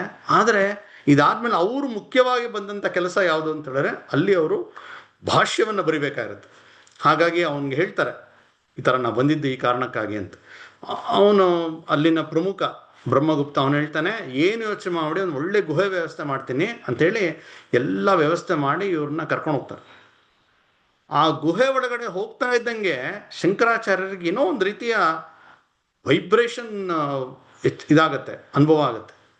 ಆಗ ಅವನು ಕೇಳ್ತಾರೆ, ಯಾವ ಗುಹೆ ಇದು, ಯಾರಿದ್ರಿ ಇಲ್ಲಿ ಏನೋ ಒಂದು ರೀತಿಯ ವಿಶೇಷ ಶಕ್ತಿ ನನಗೆ ಅನುಭವಕ್ಕೆ ಬರ್ತಾ ಇದೆ ಅಂತ ಕೇಳ್ತಾರೆ. ಆಗ ಬ್ರಹ್ಮ ಅಲ್ಲಿ ಸ್ಥಳೀಯ ಅವನು ಗೊತ್ತಿರುತ್ತೆ ಸ್ಥಳ ಪುರಾಣ. ಅವನು ಹೇಳ್ತಾನೆ, ಇದೇ ಜಾಗದಲ್ಲಿ ವೇದವ್ಯಾಸರು ಇದ್ರು. ವೇದವ್ಯಾಸರು ಮಹಾಭಾರತವನ್ನ ಮತ್ತು ಭಾಗವತವನ್ನ ರಚನೆ ಮಾಡಿದಂಥ ಗುಹೆ ಇದು. ಇಲ್ಲೇ ಪಕ್ಕದಲ್ಲಿ ಗಣಪತಿ ಗುಹಾ ಅಂತ ಇದೆ, ಅಲ್ಲಿ ಗಣಪತಿ ವಾಸ ಮಾಡ್ತಾ ಇರ್ತಾನೆ. ಅವನು ಲಿಪಿಬದ್ಧಗೊಳಿಸಿದಂಥ ಜಾಗ ಇದು ಅಂತ ಹೇಳ್ತಾರೆ. ತುಂಬ ಆನಂದ ಆಗ್ಬಿಡುತ್ತೆ ಶಂಕರಾಚಾರ್ಯರಿಗೆ. ಯಾವ ವೇದವ್ಯಾಸರ ಜ್ಞಾನ ಪರಂಪರೆಯಲ್ಲಿ ನಾವೆಲ್ಲರೂ ಅದರಲ್ಲಿ ಮಿಂದಿದ್ದೇವೆ, ಅಂಥವ್ರು ಇದ್ದಂಥ ಜಾಗದಲ್ಲಿ ನಾನು ಈ ಒಳ್ಳೆ ಕೆಲಸ ಮಾಡಕ್ಕೆ ಬಂದೀನಿ ಅಂತ ತುಂಬ ಆನಂದ ಆಗುತ್ತೆ. ಅಲ್ಲಿ ಕೂತ್ಕೊಂಡು ಅವರು ಬ್ರಹ್ಮಸೂತ್ರಕ್ಕೆ ಭಾಷ್ಯ ಬರೆಯೋಕ್ಕೆ ಶುರು ಮಾಡ್ತಾರೆ. ಭಾಷ್ಯ ಬರೆಯೋದು ಹೇಗೆ ಅಂತ ಹೇಳಿದ್ರೆ, ಅವ್ರ ಶಿಷ್ಯಂದ್ರು ಕೂತಿದ್ದಾರೆ, ಆ 4-5 ಜನ. ಇವರು ಆ ಬ್ರಹ್ಮಸೂತ್ರದ ಒಂದೊಂದು ಸೂತ್ರಕ್ಕೆ ಇವರು ಅದನ್ನ ವಿವರಣೆಯನ್ನ ಪ್ರವಚನವನ್ನ ಮಾಡ್ತಾ ಹೋಗ್ತಾರೆ. ಪ್ರವಚನವನ್ನ ಮಾಡಿದಾಗ ಅವರು ಅದನ್ನು ದಾಖಲೆ ಮಾಡ್ಕೊಳ್ತಾ ಹೋಗ್ತಾರೆ. ಇವರು ಒಂದೊಂದು ವಿವರಣೆ ಕೊಟ್ಟಾಗ ಇವರು ಸುಮ್ಮನೆ ಮಾತಾಡಲ್ಲ, ಅವ್ರನ್ನ ಗಮನಿಸ್ತಾ ಇರ್ತಾರೆ. ಯಾರ್ದೋ ಮುಖ ಸ್ವಲ್ಪ ಗಂಟಾಗಿದೆ, ಯಾವ್ದೋ ಸ್ವಲ್ಪ ಮುಖದಲ್ಲಿ ಉತ್ತರ ಅರ್ಥ ಆಗಿಲ್ಲ ಅಂತ ಕಂಡ್ರೆ ಇವ್ರು ಮತ್ತೆ ಅದನ್ನು ವಿವರಿಸ್ತಾ ಇರ್ತಾರೆ. ಯಾಕೆಂದ್ರೆ ಇವ್ರು ಬರೀತಕ್ಕಂತಹ ಆ ಒಂದು ಭಾಷ್ಯ ಮುಂದೆ 100 ವರ್ಷ ಅದು ಇರಬೇಕಾಗಿರುವಂಥದ್ದು. ಹಾಗಾಗಿ ಮುಂದೆ ಯಾರೋ ಓದ್ದೆ ಅವ್ರಿಗೆ ಅರ್ಥ ಆಗದೆ ಇರೋಕ್ಕಿಂತ ಈಗ ಯಾರಿಗಾರು ಇಲ್ಲಿ ಗೊಂದಲ ಇದೆ ಅಂತಲ್ಲ, ಅಲ್ಲೇ ನಿವಾರಣೆ ಮಾಡ್ತಾ ಮುಂದಕ್ಕೆ ಹೋಗ್ತಾ ಹೋಗ್ತಾರೆ. ಹೀಗೆ ತಿಂಗಳಾನ್ಗಟ್ಲೆ ಸಮಯ ತಗೊಳ್ತಾರೆ. ಇಡೀ ಬ್ರಹ್ಮಸೂತ್ರದ ಭಾಷ್ಯದ ರಚನೆ ಆಗುತ್ತೆ. ಅದಾದ್ಮೇಲೆ ಉಪನಿಷತ್ತುಗಳಿಗೆ ಅವರು ಭಾಷ್ಯವನ್ನು ಬರೀತಾರೆ. ಅಷ್ಟೊತ್ತಿಗಾಗಲೇ ಸುತ್ತಮುತ್ತ ಜನರಿಗೆಲ್ಲ ಗೊತ್ತಾಗಿರುತ್ತೆ. ಅವರು ನಾವು ಬಂದು ಕೇಳ್ತೀವಿ ಅಂತ ನೋಡ್ತಾ ನೋಡ್ತಾ 100 ಜನ ಆ ಗುಹೆ, ಇವತ್ತಿಗೂ ನಾವು ಹೋದರೆ ಆ ಗುಹೆ ಇದೆ, ವ್ಯಾಸ ಗುಹಾ, ಬದ್ರಿನಾರಾಯಣನ ದೇವಸ್ಥಾನದಿಂದ ಸುಮಾರು ಒಂದು 3-4 ಕಿಲೋಮೀಟರ್ ದೂರದಲ್ಲಿ ಮಾಣ ಅನ್ನುವ ಜಾಗದಲ್ಲಿ ಇದೆ. ಅಲ್ಲಿ 100 ಜನ ಸೇರಕ್ಷೆ ಮಾಡ್ತಾರೆ. ಇವರ ಪ್ರವಚನ ಕೇಳ್ತಾರೆ. ಎಂಥ ಒಂದು ವೈಭವದ ದಿನಗಳು, 100 ದಿನಗಳು 100 ಜನರು ಈ ಪ್ರವಚನದ ಒಂದು ನಡೀತಾ ಹೋಗುತ್ತೆ. ಇವರು ಉಪನಿಷತ್ ಬಗ್ಗೆ, ಅದಾದ್ಮೇಲೆ ಭಗವದ್ಗೀತೆ ಬಗ್ಗೆ ಕೂಡ ಅಲ್ಲಿ ಅವರು ಭಾಷ್ಯದ ಒಂದು ಪ್ರವಚನ ಮತ್ತು ರಚನೆ, ಪುಸ್ತಕ ರಚನೆ ಎಲ್ಲವೂ ಎರಡೂ ನಡೆಯುತ್ತೆ. ಹೀಗೆ ಬದ್ರಿಕಾಶ್ರಮದಲ್ಲಿ ಇದ್ದು ಅವರು ತಮ್ಮ ಗುರುಗಳು ಹೇಳಿದಂತಹ ಕೆಲಸವನ್ನು ಅವರು ಸಂಪೂರ್ಣ ಮಾಡ್ತಾರೆ. ಅದಾದ್ಮೇಲೆ ವಾಪಸ್ ಅವರು ಇಳ್ಕೊಂಡು ಕಾಶಿಗೆ ಬರ್ತಾರೆ. ಅಷ್ಟೊತ್ತಿಗಾಗಲೇ ಇವರು ಮಾಡಿದಂಥ ಕೆಲಸಗಳು, ಇವರು ಬರೆದಂಥ ಗ್ರಂಥದ ಬಗ್ಗೆ ಸಾಕಷ್ಟು ಪ್ರಚಾರ ಆಗಿರುತ್ತೆ. ಕಾಶಿ ವಿದ್ಯಾಪೀಠದಲ್ಲಿ ಇವ್ರಿಗೆ ಕರೆದು ಸನ್ಮಾನ ಮಾಡ್ತಾರೆ. ಅಲ್ಲಿದ್ದಂಥ ಅನೇಕ ಪಂಡಿತರ ಜೊತೆ ಇವರ ವಾಕ್ಯಾರ್ಥ ನಡೆಯುತ್ತೆ. ಏನಾಗಿರುತ್ತೆ ಅಂದರೆ ಜನರಿಗೆ ಈ ತಂತ್ರ ಭಾಗ ಅಂದರೆ ಕರ್ಮಕಾಂಡ ಅದ್ರ ಬಗ್ಗೆನೇ ಜಾಸ್ತಿ ಗೊತ್ತಾಗಿ ಅದು ಒಂದು ಅತಿರೇಕ ಕೊಟ್ಟೋಗಿರುತ್ತೆ. ತಂತ್ರವಿದ್ಯೆ, ತಂತ್ರದ ಕೆಲಸವನ್ನೇ ಮಾಡುವಂಥವ್ರದ್ದು ಒಂದು ವಿಪರೀತ ಉಪಟಳ ಆಗ್ಬಿಟ್ಟಿರುತ್ತೆ. ಹಾಗಾಗಿ ಇವರು ಜ್ಞಾನವೇ ಪ್ರಧಾನ ಅಂತ ಅಲ್ಲಿ ಮಂಡನೆ ಮಾಡ್ತಾರೆ. 100 ಜನ ವಿದ್ವಾಂಸರೊಡನೆ ಕಾಶಿಯಲ್ಲಿ ಇವರು ತಮ್ಮ ಮಂಡನೆಯನ್ನು ಮಾಡಿ ಅವರೆಲ್ಲರ ಪ್ರಶ್ನೆಗಳಿಗೆ ಇವರು ಉತ್ತರ ಕೊಡ್ತಾರೆ. ಅವರಲ್ಲಿ ಮಾತಾಡ್ತಾ ಒಂದು ಮಾತು ಹೇಳ್ತಾರೆ. ಏನಂದ್ರೆ, ನನ್ನ ಉದ್ದೇಶ ಯಾರನ್ನು ಖಂಡನೆ ಮಾಡೋದಲ್ಲ, ನನ್ನ ಉದ್ದೇಶ ನನ್ನ ವಿಚಾರವನ್ನ ಮಂಡನೆ ಮಾಡೋದು. ಅನೇಕ ಬಾರಿ ಅನೇಕ ವಿದ್ವಾಂಸರಿಗೆ ಖಂಡನೆ ಮಾಡೋದಕ್ಕೆ ಹೆಚ್ಚು ಪ್ರಿಯ ಇರುತ್ತೆ, ಮಂಡನೆ ಮಾಡೋಕ್ಕೆ ಆ ಒಂದು ಸ್ಟಫ್ ಇರೋದೇ ಇಲ್ಲ. ಶಂಕರಾಚಾರ್ಯರು ಸ್ವತಃ ಹೇಳ್ತಾರೆ, ನನ್ನ ಗುರಿ ಏನಂತಂದರೆ ಮಂಡನೆ ಮಾಡೋದು, ಈ ವಿಚಾರವನ್ನು ನಿಮಗೆ ತಿಳಿಸಿ ಹೇಳುವಂಥದ್ದು ಅಂತ ಹೇಳಿ ಅಲ್ಲಿ ಮಾಡ್ತಾರೆ. ಅವರು ತುಂಬ ಆನಂದ ಆಗಿ ಕಾಶಿ ವಿದ್ಯಾಪೀಠದಲ್ಲಿ ನಿಮ್ಗೆ ಯಾವ ರೀತಿ ನಾವು ಏನು ಕೊಡಬೇಕು ಅಂತ ಕೇಳ್ತಾರೆ. ಇಷ್ಟು ನಮಗೆ ಕಣ್ ತೆರೆಸಿದ್ದೀರಾ ನೀವು ಅಂತ. ಆಗ ಇವ್ರು ಹೇಳ್ತಾರೆ, ನನಗೇನು ಬೇಡ, ನನಗೆ ಒಂದಷ್ಟು ಸಮಯ ನಿಮ್ಮಲ್ಲಿರ್ತಕ್ಕಂಥ ಗ್ರಂಥಗಳನ್ನು ಅಧ್ಯಯನ ಮಾಡೋಕ್ಕೆ ಅವಕಾಶ ಕೊಡಿ ಅಂತ. ಅಯ್ಯೋ ಖಂಡಿತ ಓದಿ ಅಂತ ಬಿಟ್ಕೊಡ್ತಾರೆ. ಅಲ್ಲಿದ್ದು ಇವರು ಸಾಕಷ್ಟು ಸಮಯ ಅಲ್ಲಿರ್ತಕ್ಕಂಥ ಎಲ್ಲ ಗ್ರಂಥಗಳನ್ನು ನೋಡ್ತಾರೆ. ಇದಿಷ್ಟು ಆಗೋಷ್ಟೊತ್ತಿಗೆ ಅವರಿಗೆ ಕೇವಲ 16 ವರ್ಷ. ಇವರು ಆ ಬದ್ರಿಯಲ್ಲಿ ಎಲ್ಲ ಭಾಷ್ಯ ಎಲ್ಲ ಮುಗಿಸಿದ್ದಾಗ, ಅಂದರೆ ಕಾಶಿಗೆ ಬರೋಕ್ಕೆ ಮುಂಚೆ ಒಂದು ಘಟನೆ ನಡೆಯುತ್ತೆ. ಇವರ ಎಲ್ಲ 3 ಗ್ರಂಥದ ರಚನೆ ಮುಗ್ದಿದೆ. ಒಂದು ದಿವಸ ಯಾರೋ ವಯಸ್ಸಾದ ವ್ಯಕ್ತಿ ಬರ್ತಾರೆ. ಅವರು ಈ ಥರ ಶಂಕರರು ಅಂತ ಯಾರೋ ಇದ್ದಾರಲ್ಲ, ಯತಿಗಳು ಎಲ್ಲಿದ್ದಾರೆ ಅಂತ ಕೇಳ್ತಾರೆ. ಆ ಶಿಷ್ಯಂದರು ಇಲ್ಲೇ ಇದ್ದಾರೆ ಅಂತಾರೆ. ಅವ್ರ ಜೊತೆ ನಾನು ಮಾತಾಡಬೇಕು ಅಂತ ಬರ್ತಾರೆ. ಆ ವಯಸ್ಸಾದಂಥ ವ್ಯಕ್ತಿ ಬಂದು, ನೀವು ಏನೋ ಪುಸ್ತಕಗಳು ಬರೆದಿಯಾರಂತೆ, ನಾನು ಕೇಳ್ಪಟ್ಟೆ, ಅದು ನೋಡೋಕೆ ಬಂದೆ ಅಂತ. ಹೌದು ಅಂತ ಹೇಳಿ ಅವರು ಪುಸ್ತಕವನ್ನು ಕೊಡೋಕೆ ಹೋಗ್ತಾರೆ. ಆಗ ಆ ವಯಸ್ಸಾದ ವ್ಯಕ್ತಿ ಹೇಳ್ತಾರೆ, ನೋಡಪ್ಪ ನಂಗೆ ವಯಸ್ಸಾಗಿದೆ, ಅದನ್ನೆಲ್ಲ ಓದೋಕ್ಕೆ ತುಂಬ ಸಮಯ ಆಗುತ್ತೆ, ಅದ್ರ ಬದಲು ನಾನು ಮಾತಾಡ್ತಾನೆ ತಿಳ್ಕೊಳ್ತೀನಿ ಅಂದ್ಬಿಟ್ಟು ಒಂದಷ್ಟು ಪ್ರಶ್ನೆಗಳು ಕೇಳ್ತಾ ಸಾಕಷ್ಟು ವಿಚಾರಗಳ ಚರ್ಚೆ ನಡೆಯುತ್ತೆ.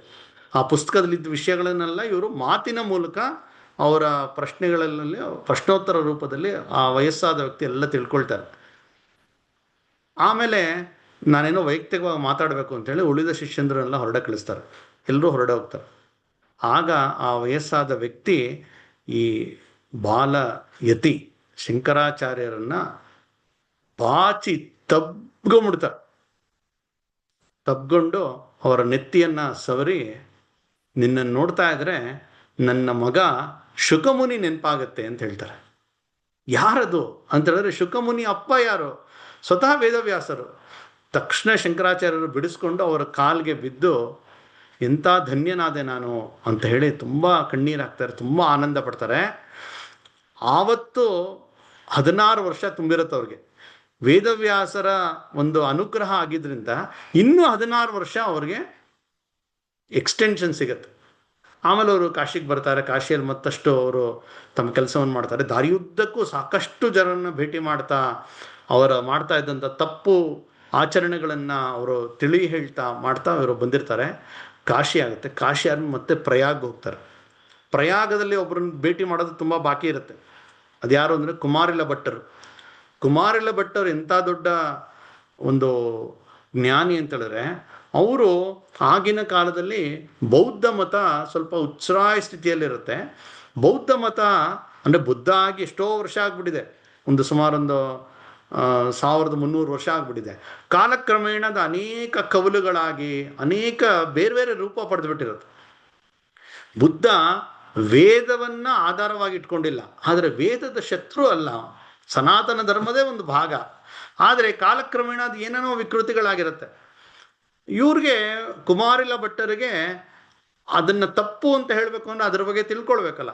ಹಾಗಾಗಿ ಇವರು ನಮ್ಮ ವೈದಿಕ ಎಲ್ಲ ಶಾಸ್ತ್ರಗಳ ಅಧ್ಯಯನ ಆಗಿರುತ್ತೆ, ಬೌದ್ಧ ಮತದ ಬಗ್ಗೆ ತಿಳ್ಕೊಳ್ಬೇಕು ಅಂತ ಹೇಳಿ ಅವರು ನಲಂದಾ ವಿಶ್ವವಿದ್ಯಾಲಯಕ್ಕೆ ಹೋಗಿ ಇವರು ಬೌದ್ಧರಂತೆಯೇ ಒಂದು ದೀಕ್ಷೆ ಪಡೆದು ಅಲ್ಲಿ ಬೌದ್ಧರಾಗೆ ಅಲ್ಲಿದ್ದು ಅಲ್ಲಿನ ಎಲ್ಲ ಬೌದ್ಧ ವಿಚಾರಗಳನ್ನು ಅಧ್ಯಯನ ಮಾಡ್ತಾರೆ. ಯಾವತ್ತೋ ಒಂದು ಸಹ ಅನುಮಾನ ಬಂದ್ಬಿಡುತ್ತೆ ಅವ್ರಿಗೆ. ಅನುಮಾನ ಬಂದಾಗ ಇವರು ಈ ಥರ ನಿಜವಾಗಿ ಬೌದ್ಧರಲ್ಲ, ಈ ರೀತಿ ಏನೋ ಬಂದಿದ್ದಾರೆ ಬೇರೆ ಉದ್ದೇಶದಿಂದ ಅಂತ ಗೊತ್ತಾದಾಗ ಅಲ್ಲಿಂದ ಹೊರ ಕಳಿಸ್ಬಿಟ್ಟಿರ್ತಾರೆ. ಅವ್ರಿಗೆ ಒಂದು ಪಶ್ಚಾತ್ತಾಪ ಆಗ್ಬಿಡುತ್ತೆ. ಏನಂದರೆ, ನಾನು ಅಲ್ಲಿ ಬೌದ್ಧ ಗುರುಗಳು ಯಾರೇ ಗುರುಗಳಾಗಲಿ ಅವ್ರಿಗೆ ಸುಳ್ಳು ಹೇಳ್ಬಿಟ್ನಾ, ನಾನು ಅನ್ಯಾಯ ಮಾಡಿಬಿಟ್ನಾ ಅಂಥೇಳಿ ಒಂದು ಪಶ್ಚಾತ್ತಾಪಕ್ಕೆ ಅವರು ತನ್ನನ್ನೇ ತಾನು ಸುಟ್ಕೊಳ್ತಕ್ಕಂಥ ಒಂದು ಪಶ್ಚಾತ್ತಾಪದ ಒಂದು ಅತಿರೇಕ ಅದನ್ನು ಮಾಡಕ್ಕೆ ಹೊರಟಿರ್ತಾರೆ. ಇವರು ಶಂಕರಾಚಾರ್ಯರು ಬಂದಿದ್ದಾರೆ ಪ್ರಯಾಗಕ್ಕೆ. ಹಾಗಲ್ಲಿ ಕೇಳ್ತಾರೆ ಕುಮಾರಿಲ ಭಟ್ಟರು ಎಲ್ಲಿದ್ದಾರೆ ಅಂದರೆ, ಈ ಥರ ಎಲ್ಲ ಆಗಿದೆ. ಅವರು ಒಂದು ಗೋಧಿ ಹೊಟ್ಟನ್ನು ಸುತ್ತ ಹಾಕ್ಕೊಂಡು ಮಧ್ಯದಲ್ಲಿ ಅವ್ರು ಕೂತ್ಕೊಂಡು ಕತ್ತಿನ ತನಕ ಅದು ಹಾಕ್ಬಿಟ್ಟಿದ್ದಾರೆ. ಅದಕ್ಕೆ ಬೆಂಕಿ ಹತ್ಕೊಂಡ್ಬಿಟ್ಟಿದೆ. ಬೆಂಕಿ ಹಚ್ಚಿಬಿಟ್ಟು ಆ ಕಾವನಲ್ಲೇ ಬೆಂದು ಅವರು ಪ್ರಾಣಾರ್ಪಣೆ ಮಾಡಬೇಕು ಅಂತ ಸಂಕಲ್ಪ ಮಾಡಿಬಿಟ್ಟಿದ್ದಾರೆ.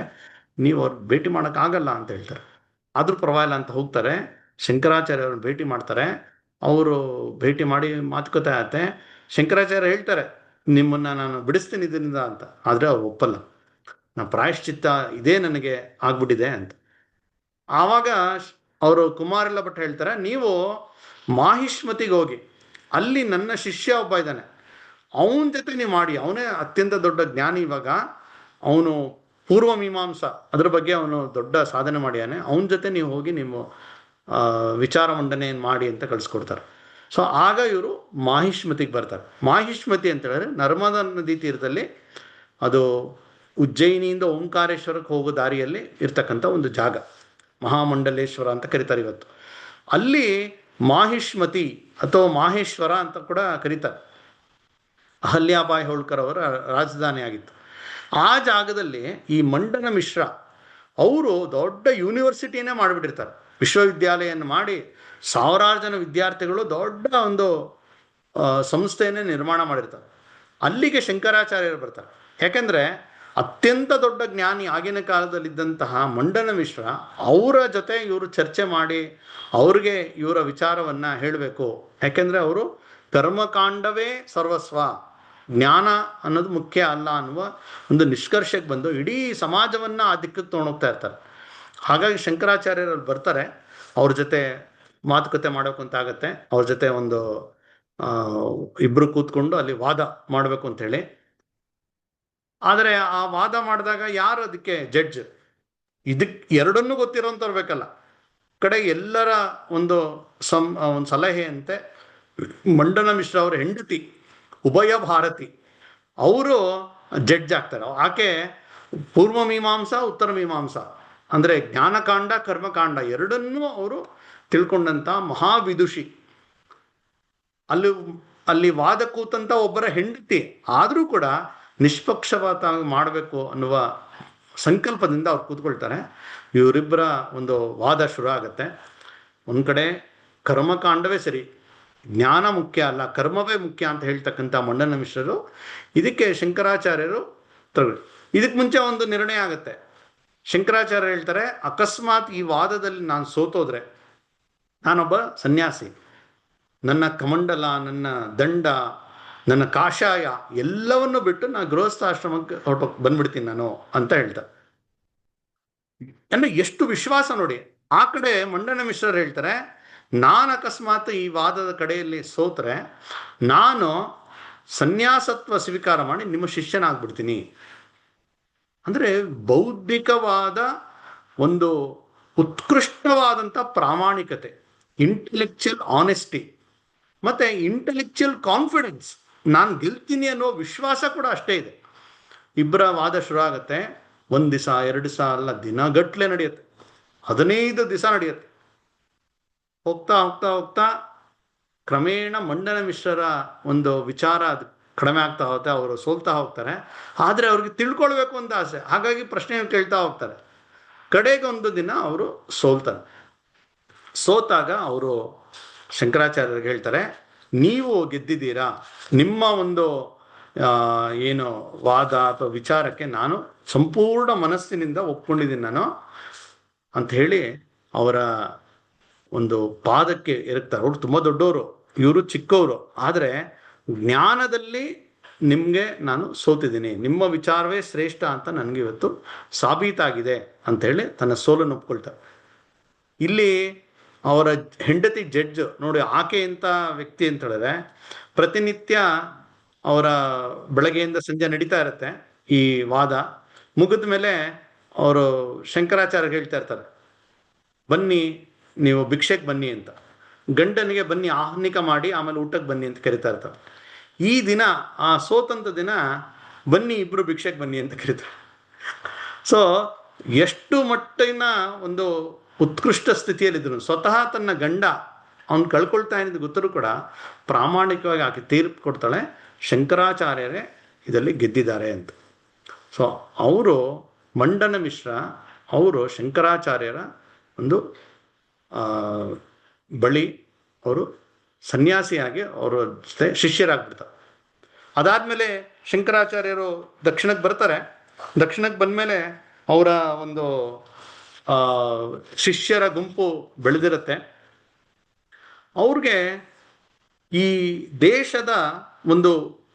ದೇಶದುದ್ದಲಕ್ಕೂ ಇದೊಂದು ವ್ಯವಸ್ಥೆ ನಿರ್ಮಾಣ ಆಗಬೇಕು, ಈ ಜ್ಞಾನ ಪ್ರವಾಹ ಬೆಳಿಬೇಕು, ವೇದಾಂತ ಉಪನಿಷತ್ತು ಎಲ್ಲ ವಿಚಾರಗಳ ಪ್ರಸಾರ ನಡಿಬೇಕು ಅಂತ ಹೇಳಿದ್ರೆ ಒಂದು ವ್ಯವಸ್ಥೆ ರೂಪಿತವಾಗಬೇಕು ಅಂತ ಹೇಳಿ ಅವರು ದೇಶದ 4 ಮೂಲೆಗಳಲ್ಲಿ ಒಂದು ಪೀಠವನ್ನು ಸ್ಥಾಪನೆ ಮಾಡಬೇಕು ಅಂತ ನಿಶ್ಚಯ ಮಾಡ್ತಾರೆ. ಮೊದಲು ಬರದೆ ಅವರು ಶೃಂಗಗಿರಿ, ಇವತ್ತೇನು ಶೃಂಗೇರಿ, ಅಲ್ಲಿಗೆ ಬರ್ತಾರೆ. ನೋಡಿ, ಇಲ್ಲಿ ಇವ್ರಿಗೆ ಯಾರು ಸಿಕ್ಕರಲ್ಲ,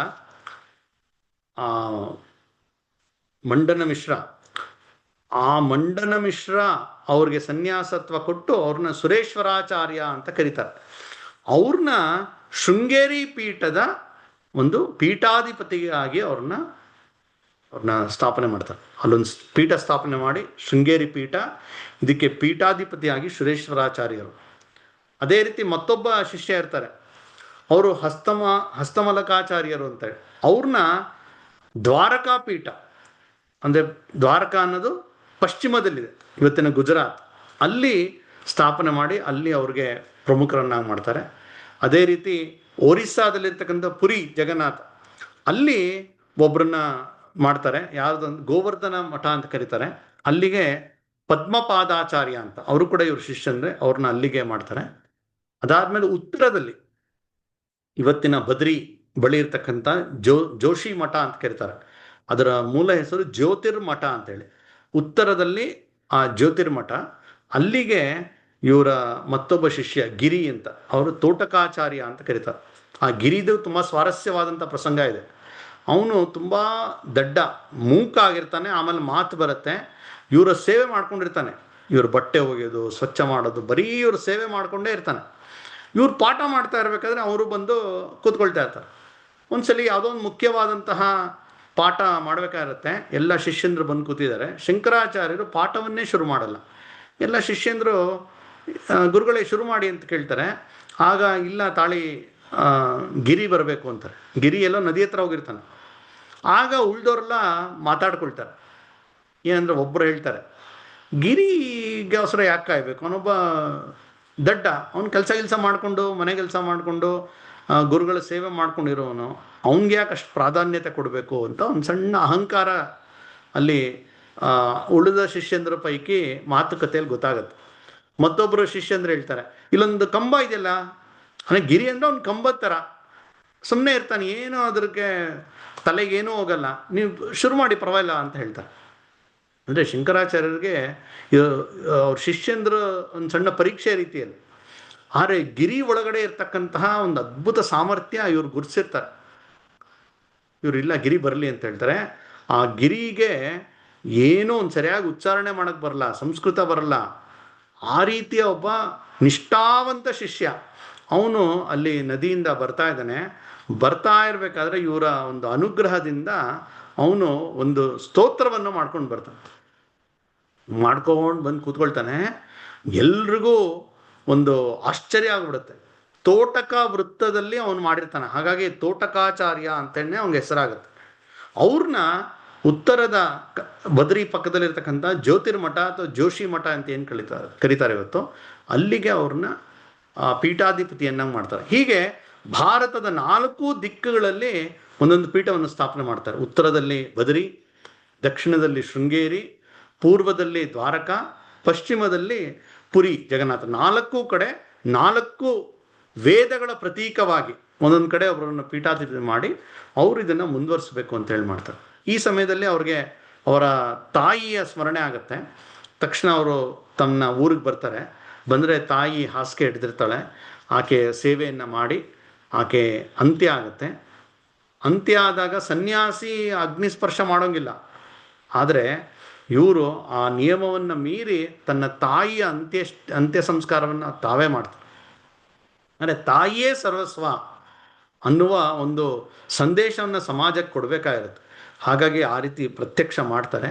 ಅದಾದಮೇಲೆ ಅವರು ಉಭಯ ಭಾರತಿ ಅನ್ನೋರು ಯಾರು ಈ ಮಂಡನ ಮಿಶ್ರರ ಹೆಂಡತಿ, ಅವರು ಇವ್ರಿಗೆ ಹೇಳಿರ್ತಾರೆ, ನೀವು ಕಾಶ್ಮೀರಕ್ಕೆ ಹೋಗಬೇಕು ಅಂತ. ಅವರ ಒಂದು ಆಜ್ಞೆಯ ಮೇರೆಗೆ ಇವರು ಕಾಶ್ಮೀರಕ್ಕೆ ಬರ್ತಾರೆ ಮುಂದೆ. ಮತ್ತೆ ಅಂದರೆ ಇಡೀ ದೇಶವನ್ನು ಸುತ್ತಿರ್ತಾರೆ. ಮತ್ತೊಮ್ಮೆ ಇವರು ಕಾಶ್ಮೀರಕ್ಕೆ ಬರ್ತಾರೆ. ಕಾಶ್ಮೀರದಲ್ಲಿರ್ತಕ್ಕಂಥ ಸರ್ವಜ್ಞ ಪೀಠ, ಅದು ಉತ್ಕೃಷ್ಟವಾದಂತಹ ಜ್ಞಾನಿಗಳಲ್ಲಿರ್ತಾರೆ. ಅಲ್ಲಿನ ಜ್ಞಾನಿಗಳ ಜೊತೆ ಇವರ ವಿಚಾರ ಮಂಡನೆಯನ್ನು ಮಾಡಿ ಅವರನ್ನು ಗೆದ್ದು ಅವರು ಇವ್ರನ್ನ ಆ ಜಾಗಕ್ಕೆ ಒಂದು ಸರ್ವಜ್ಞ ಪೀಠವನ್ನೇ ಯಾರು ಅನೇಕ ವರ್ಷದಿಂದ ಅಲಂಕರಿಸಿರಲ್ಲ ಅಂಥ ಸ್ಥಾನಕ್ಕೆ ಇವ್ರಿಗಿಂತ ಯೋಗ್ಯ ವ್ಯಕ್ತಿ ಯಾರಿಲ್ಲ ಅಂಥೇಳಿ ಎಲ್ಲರೂ ಶಂಕರಾಚಾರ್ಯರನ್ನೇ ಆ ಸರ್ವಜ್ಞ ಪೀಠದ ಒಂದು ಅಧಿಪತಿಯನ್ನಾಗಿ ಮಾಡ್ತಾರೆ. ಅಂದರೆ ಅತ್ಯಂತ ಉತ್ಸಾಹವಾದಂಥ ಸ್ಥಿತಿ. ಇದಾದಾಗ ಅವ್ರಿಗೆ 32 ವರ್ಷ. ಅದಾದಮೇಲೆ ಅವರು ಮತ್ತೆ ಬರ್ತಾರೆ, ಕೇದಾರಕ್ಕೆ ಬರ್ತಾರೆ.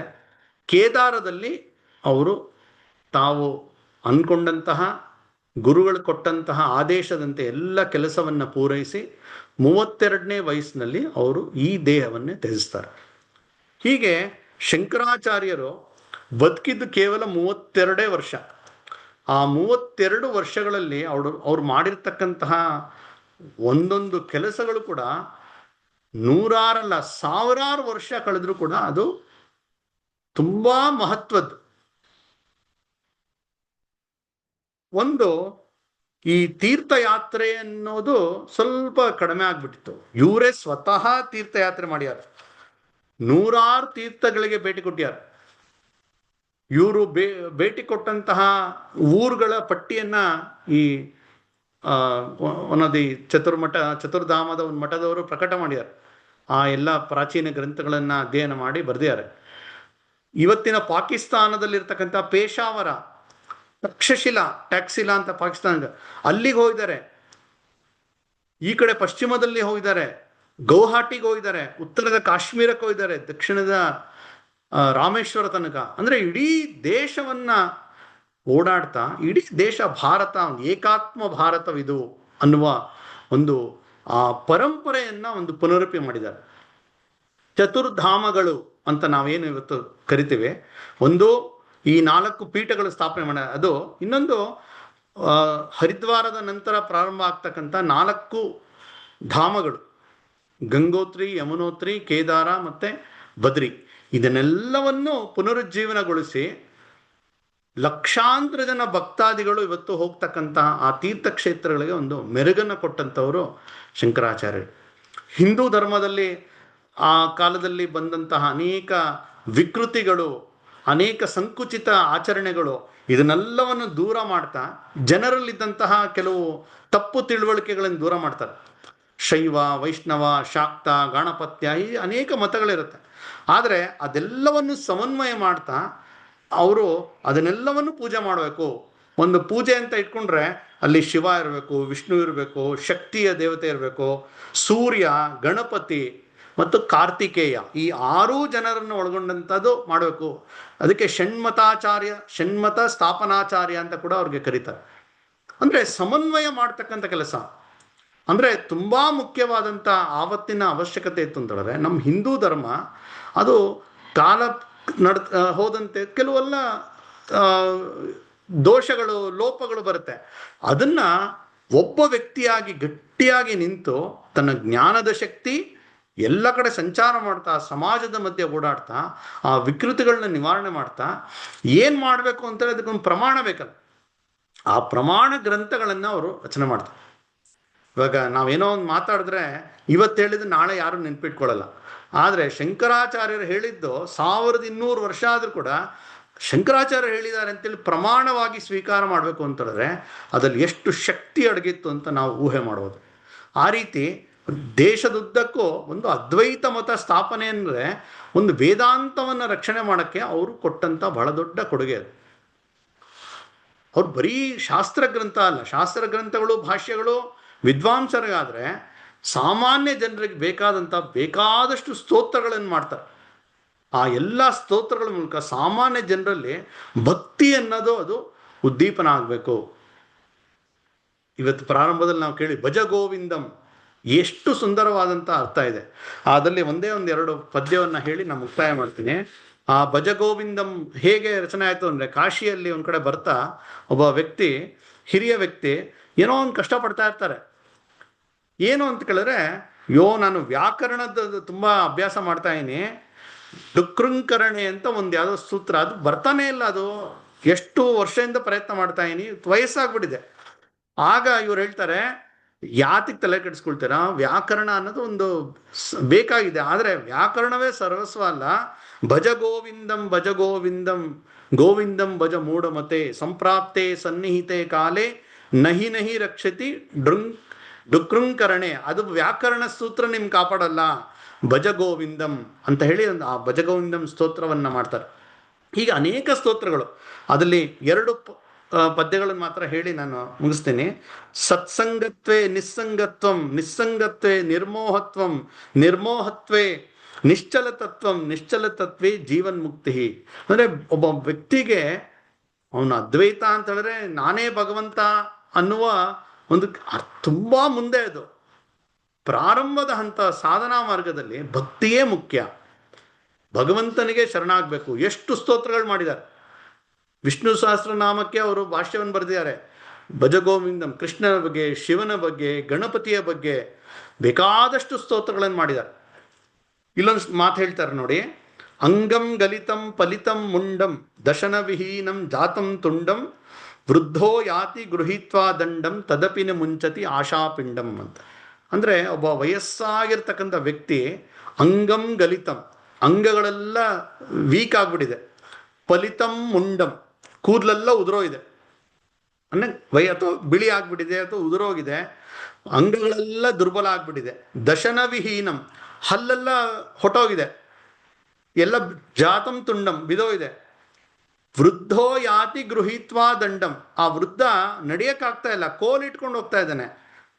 ತದಪಿನ ಮುಂಚತಿ ಆಶಾ ಪಿಂಡಂ, ಅಷ್ಟಾದರೂ ಆಸೆ ಅನ್ನೋದು ಮಾತ್ರ ಸಾಯ್ತಾ ಇಲ್ಲ ಅಂತ.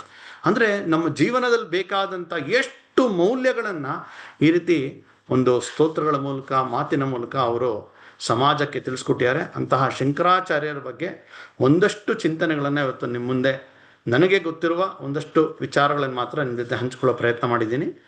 ನಮಸ್ಕಾರ.